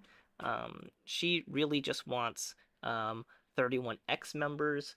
So there's like three choices. You have Irene, you have Britika, and you have uh, what was it? Union. I don't have Union, so Union 4. Those are your options. You at least need one of them if you want to have Cuttin as your support. Um, like it is close to essential to have at least one of them. So you like if the dev if Yostar does not give us any of them for free, you should try to pull one for free. If it was up to me, I would pull for Iroha Union banner, mostly because um, Iroha actually is useful comparatively to what everyone else has on their end. Irene is just for Maria, and Maria's would only literally be useful for fire. Iroha would be useful for basically only thunder, but there's other uses you can see there. So yeah, that's just quick note um, over here. But yeah, Yanagi. If you don't have Yanagi 2, tough luck to you because that's the only Yanagi you can use with Yanagi 3. So if you didn't get Yanagi 2 from what banner was that? Mia 2 banner. Um, Back then it felt like a weird pull banner outside the fact that like Mia 2 was on there, but like you might have felt bad if you got Yanagi too, but now it's like actually a good thing. Yeah, Yanagi. Just a quick note, but yeah. So here are my stats to give you a good idea. This is a completely maxed out Nanami. The only like way to get more stats would be that Fubuki gets more LBs. Outside of that, um, or bells or something, like up her stats. Outside of that, you won't get to see anything here. Here's my diva stats. So she's just more on the defensive end this time. She's just running a lot of defense. These are spirit and vit. This one is strength, just because she used to be damage dealer. I just haven't changed it because she just eats a lot of damage. Here's my shadow. She barely is beating out border, and she is nearly maxed out. The only difference is she is not plus 20. She might be killing the boss, so I do have to take out her charms, or else she will kill the boss. This I did run this before, but this kind of dealt too much damage, so I am downgrading to this one here, um, where I'm just losing that 10% enhance or 5% enhance for thunder in hopes that like that's just barely enough to, scrape by. Um, yeah, so that's my little thing. Yanagi, this is LB3 Yanagi with LB4 SS2. Here are her stats. As you can see, it's not very good, and she's on full defensive stats right now. And even then, her stats are pretty mediocre. Um, if you don't have any bells on her, like as you can see, bells are such a big difference. Like this is like difference between like having a Daphne or not. It's huge. Iroha here also is very squishy as well. 600. She's built very defensively since I don't want her to die. And then Karen is built for damage. Unlike other builds for her, I will not be giving her that many buffs. So she needs to be able to break with very minimal buffs. So that's my team. Um, and yeah, to give you an idea of like how big deal stats are, this is Max LB Luca. She of course does not have Daphne, but as you can see, these are her stats: 58, 48, 55. So like mostly 50 across the board. But if you have like an LB2 that like doesn't have very many things, it's not even close to 50. So like this is giving you a good idea on how much stats each of these LBs actually cost you. So going into the fight, to show you how much the boss actually hurts, I think is a big teller to show you what I mean. So first turn, it's gonna be a single. This is like gonna be like the single target hit. It shouldn't hit too hard. This is actually like not gonna hit the hardest skill. This one still does hit decently hard, and it seals you for 4 turns. So whoever has the highest DP, which should be Nanami, it'll go straight for Nanami. But Nanami's max LB. So with max LB, it deals like 70%, and this is like one of its like weakest skills to do. So it still hits like a truck. Um, Next one is just AoE, which deals a little bit less than this. I think we run her. Yeah.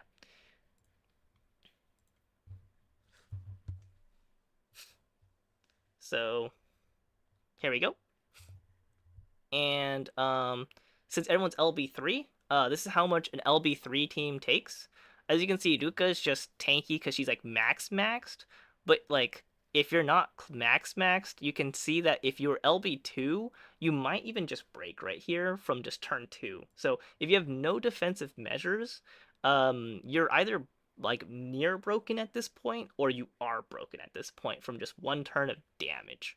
So this is what I mean by like you need LB2 to survive. Like if you think LB1 can survive, no. They can't even survive a turn. So without a defensive measure. So if you don't have a revive, if you don't have a defense up, or if you don't have anything like that, you're basically dead, right? Um, this next turn, we can, it's gonna target your highest DP guy, and so we put Yanagi in the front. Remember, she is in fact LB3. She is at 63 um 6300 DP. Her DP is a little bit lower than it should be because of Rider passive. So I just want you to like remember it's Rider passive, which is make the game like this. But this is basically how much damage a single target hit from the boss will deal to you with LB3s, right? So LB3, your enemy will basically nearly clap you. If you are at LB2, this is a break. So um, there's no way around this. You are to be completely broken by this if you're LB2 and you don't have any defensive measures at all, and you don't like you like are just straight up LB2. Like you're dead. At this point. You're already broken. So as you can see, there's many points where I could have been broken already, but I am not just because of my LBs. And this is what running Yanagi is like. As you can tell, I haven't even healed once in this because Yanagi teams are not meant to heal ever. Like you're not even supposed to touch your heal at all.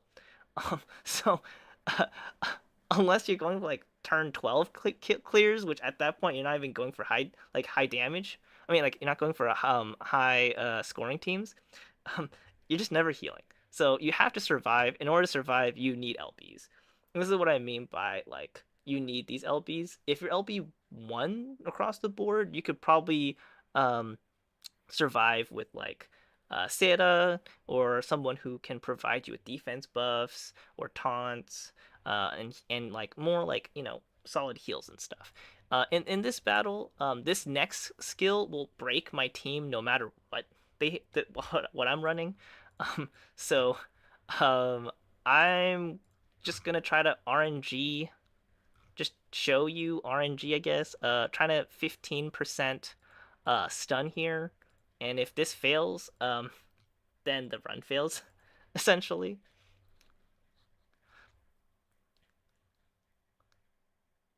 And it failed, so everyone's broken, and it's game over. As you can see, remember, my Shadow is max LB. Um, her SS1's max LB. She has a Daphne, and yeah, she still breaks from that AOE. So that AOE does so much damage. Uh, Unless you have some kind of mitigation, you're dead, which is why I go for the stun. Since my stun didn't go off, RIP, this runs over. But for the sake of discussion, I am going to kind of like show you like some things. So we're gonna pop OD2. You can actually choose your OD now, which is nice. Um, I'm just gonna show you right why if everything went well, I didn't break. This is basically what I'll be doing, right? Kanen's gonna break now. As you can see, I got to OD2 because of Karenin giving me like so much, like what, 40%, 50%, yeah, 50% OD just from existing. And now this break, you'll see how much OD that gives, as well as just some hit count buffs across the board. So um, yep.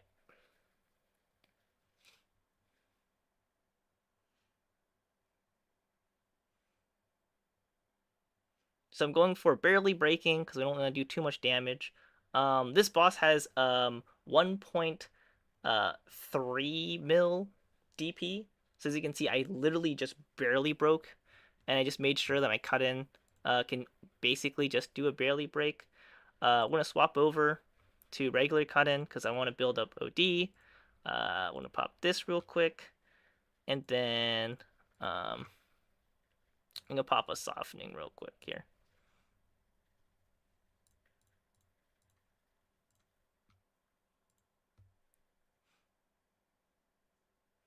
So we're already at OD1. We're trying to get back to OD2 before anything. So you get to see me try to build OD2, right? Um, Over here, we're going to use her SS1 skill because we don't want to deal any more damage. In fact, we're going to swap over to this one because this one actually doesn't have the 25% bonus damage. So you actually like there's a lot of like play you have to think about when you run Karin. Um, this is one of them. Let's see. We pop this for Diva, and we do softening here. And so this all in itself, we should be able to get to OD2.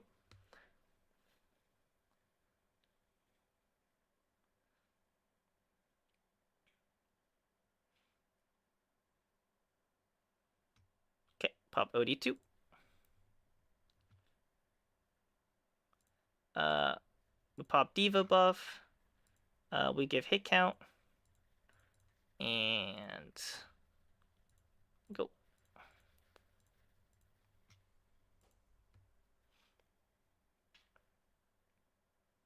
Now we're just gonna pretend like I didn't break or something, right? So if I didn't like break because my stun went off, my 15% stun chance went off. Um, this is what my run would basically look like in JP, right?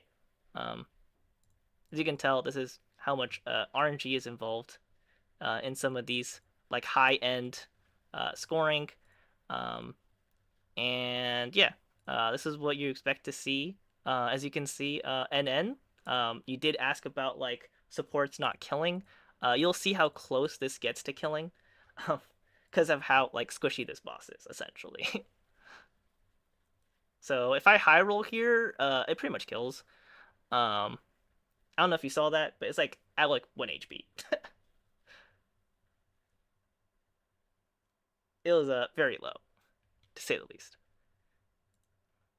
So if I didn't break, this is like a 3.15 mil damage. Um, but like if I had my charms on if I had my charms on and I high rolled, it's dead. Like it's straight dead. So, yep, that's pretty much what this run looks like. Sure, like Nanami is not the best. I could probably get more higher score if I ran, Fubuki or if I ran Aoi, but like I'm just running Nanami, and I really don't care about my score. I already got a Nanami score of like 3.1 mil. I'm trying to get 3.2 with her. If I don't break and I high roll my damage, I can actually get there, but the likelihood's very low. So, yes, Nanami is very cute. I do very like Nanami. So, um, this is like a showcase to YouTube, EN, especially those who watch this. And if you want to share why, and if people ask, hey, why are you, like, why are they advocating LB2 plus? You can try to timestamp this run to show basically like these guys deal a lot of damage. And if you don't have the LBs, you will not survive unless you run defensive measures. This is the reason why, if you're not a whale, I personally highly recommend you to grab someone like Admiral Aoi or someone who has defensive measures like Seda 4 or something in order to survive. Because you'll need the heals, you'll need the defense ups, you'll need the blocks. Like this is basically what I'm trying to tell people. As EN players don't understand how essential some of these things are. Um, and they think, oh wait, Cut 6 should be able to fix everything. Uh, no, you have to survive to get there. So, um, if you don't have the means to survive to get to these teams, these high end teams that seem like, oh, but they have all the buffs and stuff. Yes, but can you survive?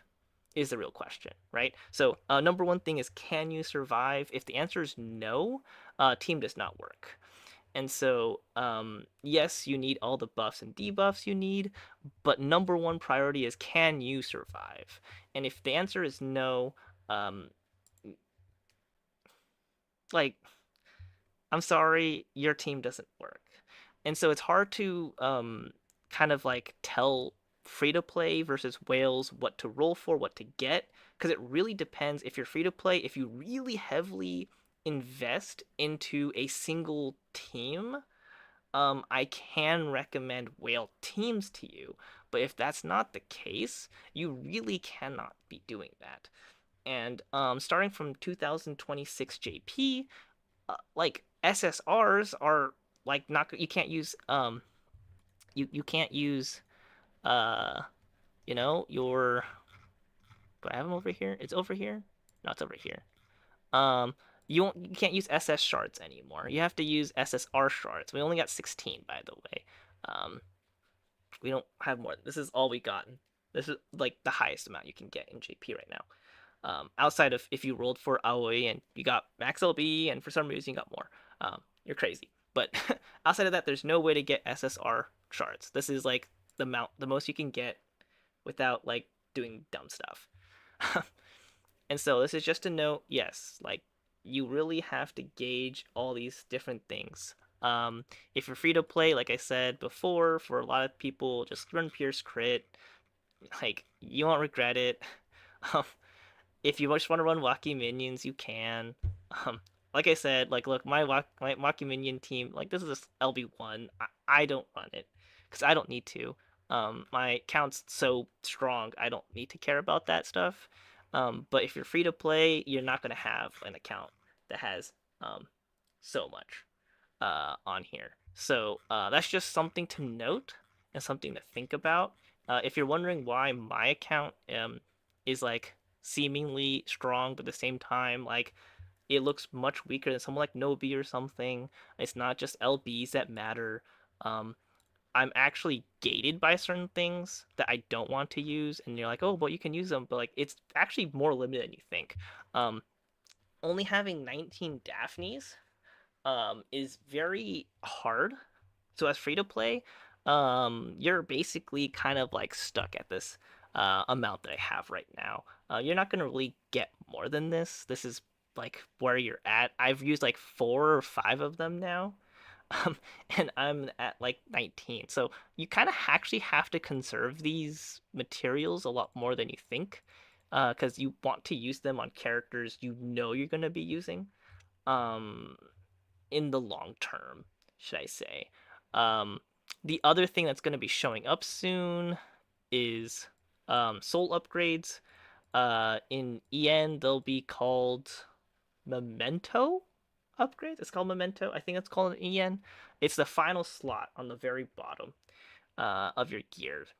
Um, I think that's called Memento in EN. In JP, it's called Soul. But these Soul upgrade stones, they're also very limited.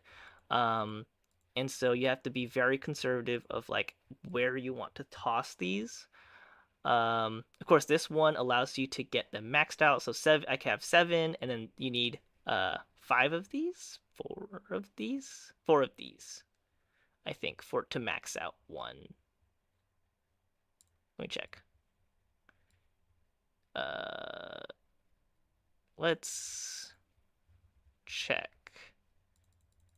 Okay, you need 5 of them to max out one. So that's like 15, I don't know, like 20. Um, it's very limited. You have to really gauge on what you really want to do it on. So be wary of that. To show you, I have 1+5 here. Luca gets +5. Shadow gets +5. Yanagi gets +5, right? Like my basic units get +5. I think she also gets +5, right? But once you look at my other teams, you'll basically not see any +5s like over here. No +5s, right? Um, Nothing, nothing, nothing, right? So my fire team's basically dead, right? Um, she has nothing going on for her as well. So, like, to put in perspective, like my account is shifted for Nanami more than anything else. Ice team is basically dead, but I have nothing for me here, right? Um, she also, I think she has +5 because I +5'd her before all the changes. But outside of that, like I don't really have anything going for me. None of these guys are +5 at all on their thing. So like you can see, like I haven't invested too much. Over here, not even +5, right? Nothing on these scrolls either. So all my other elements outside of like Nanami team is has nothing going for them. I'll also note that like and to put in perspective, like all the stuff I have will basically max me out for all teams until like the next, you know, new unit comes by, and who knows if I really wanted to use it on them instead. So, why someone like Nobi or like the big spenders you see are able to actually like invest more, um, is what I consider the whale shop, right? Um, we have the crystals. You guys already seen this before, but you can also buy the soul upgrades here. As you can see, I think in EN it's also 12 now, which is really nice for you guys because you guys will have less time to gather these, I think. Um, but like they have 12 more, so it's nearly like I have 19. It should have been 25. So whales basically have like more than 50% more. Um, Actually, not nearly more. They have about 50%, yeah, about 50% more income of all of this, um, than like free to plays do. Granted, I could probably buy a good chunk because like there's +1 and I have like a good chunk right here.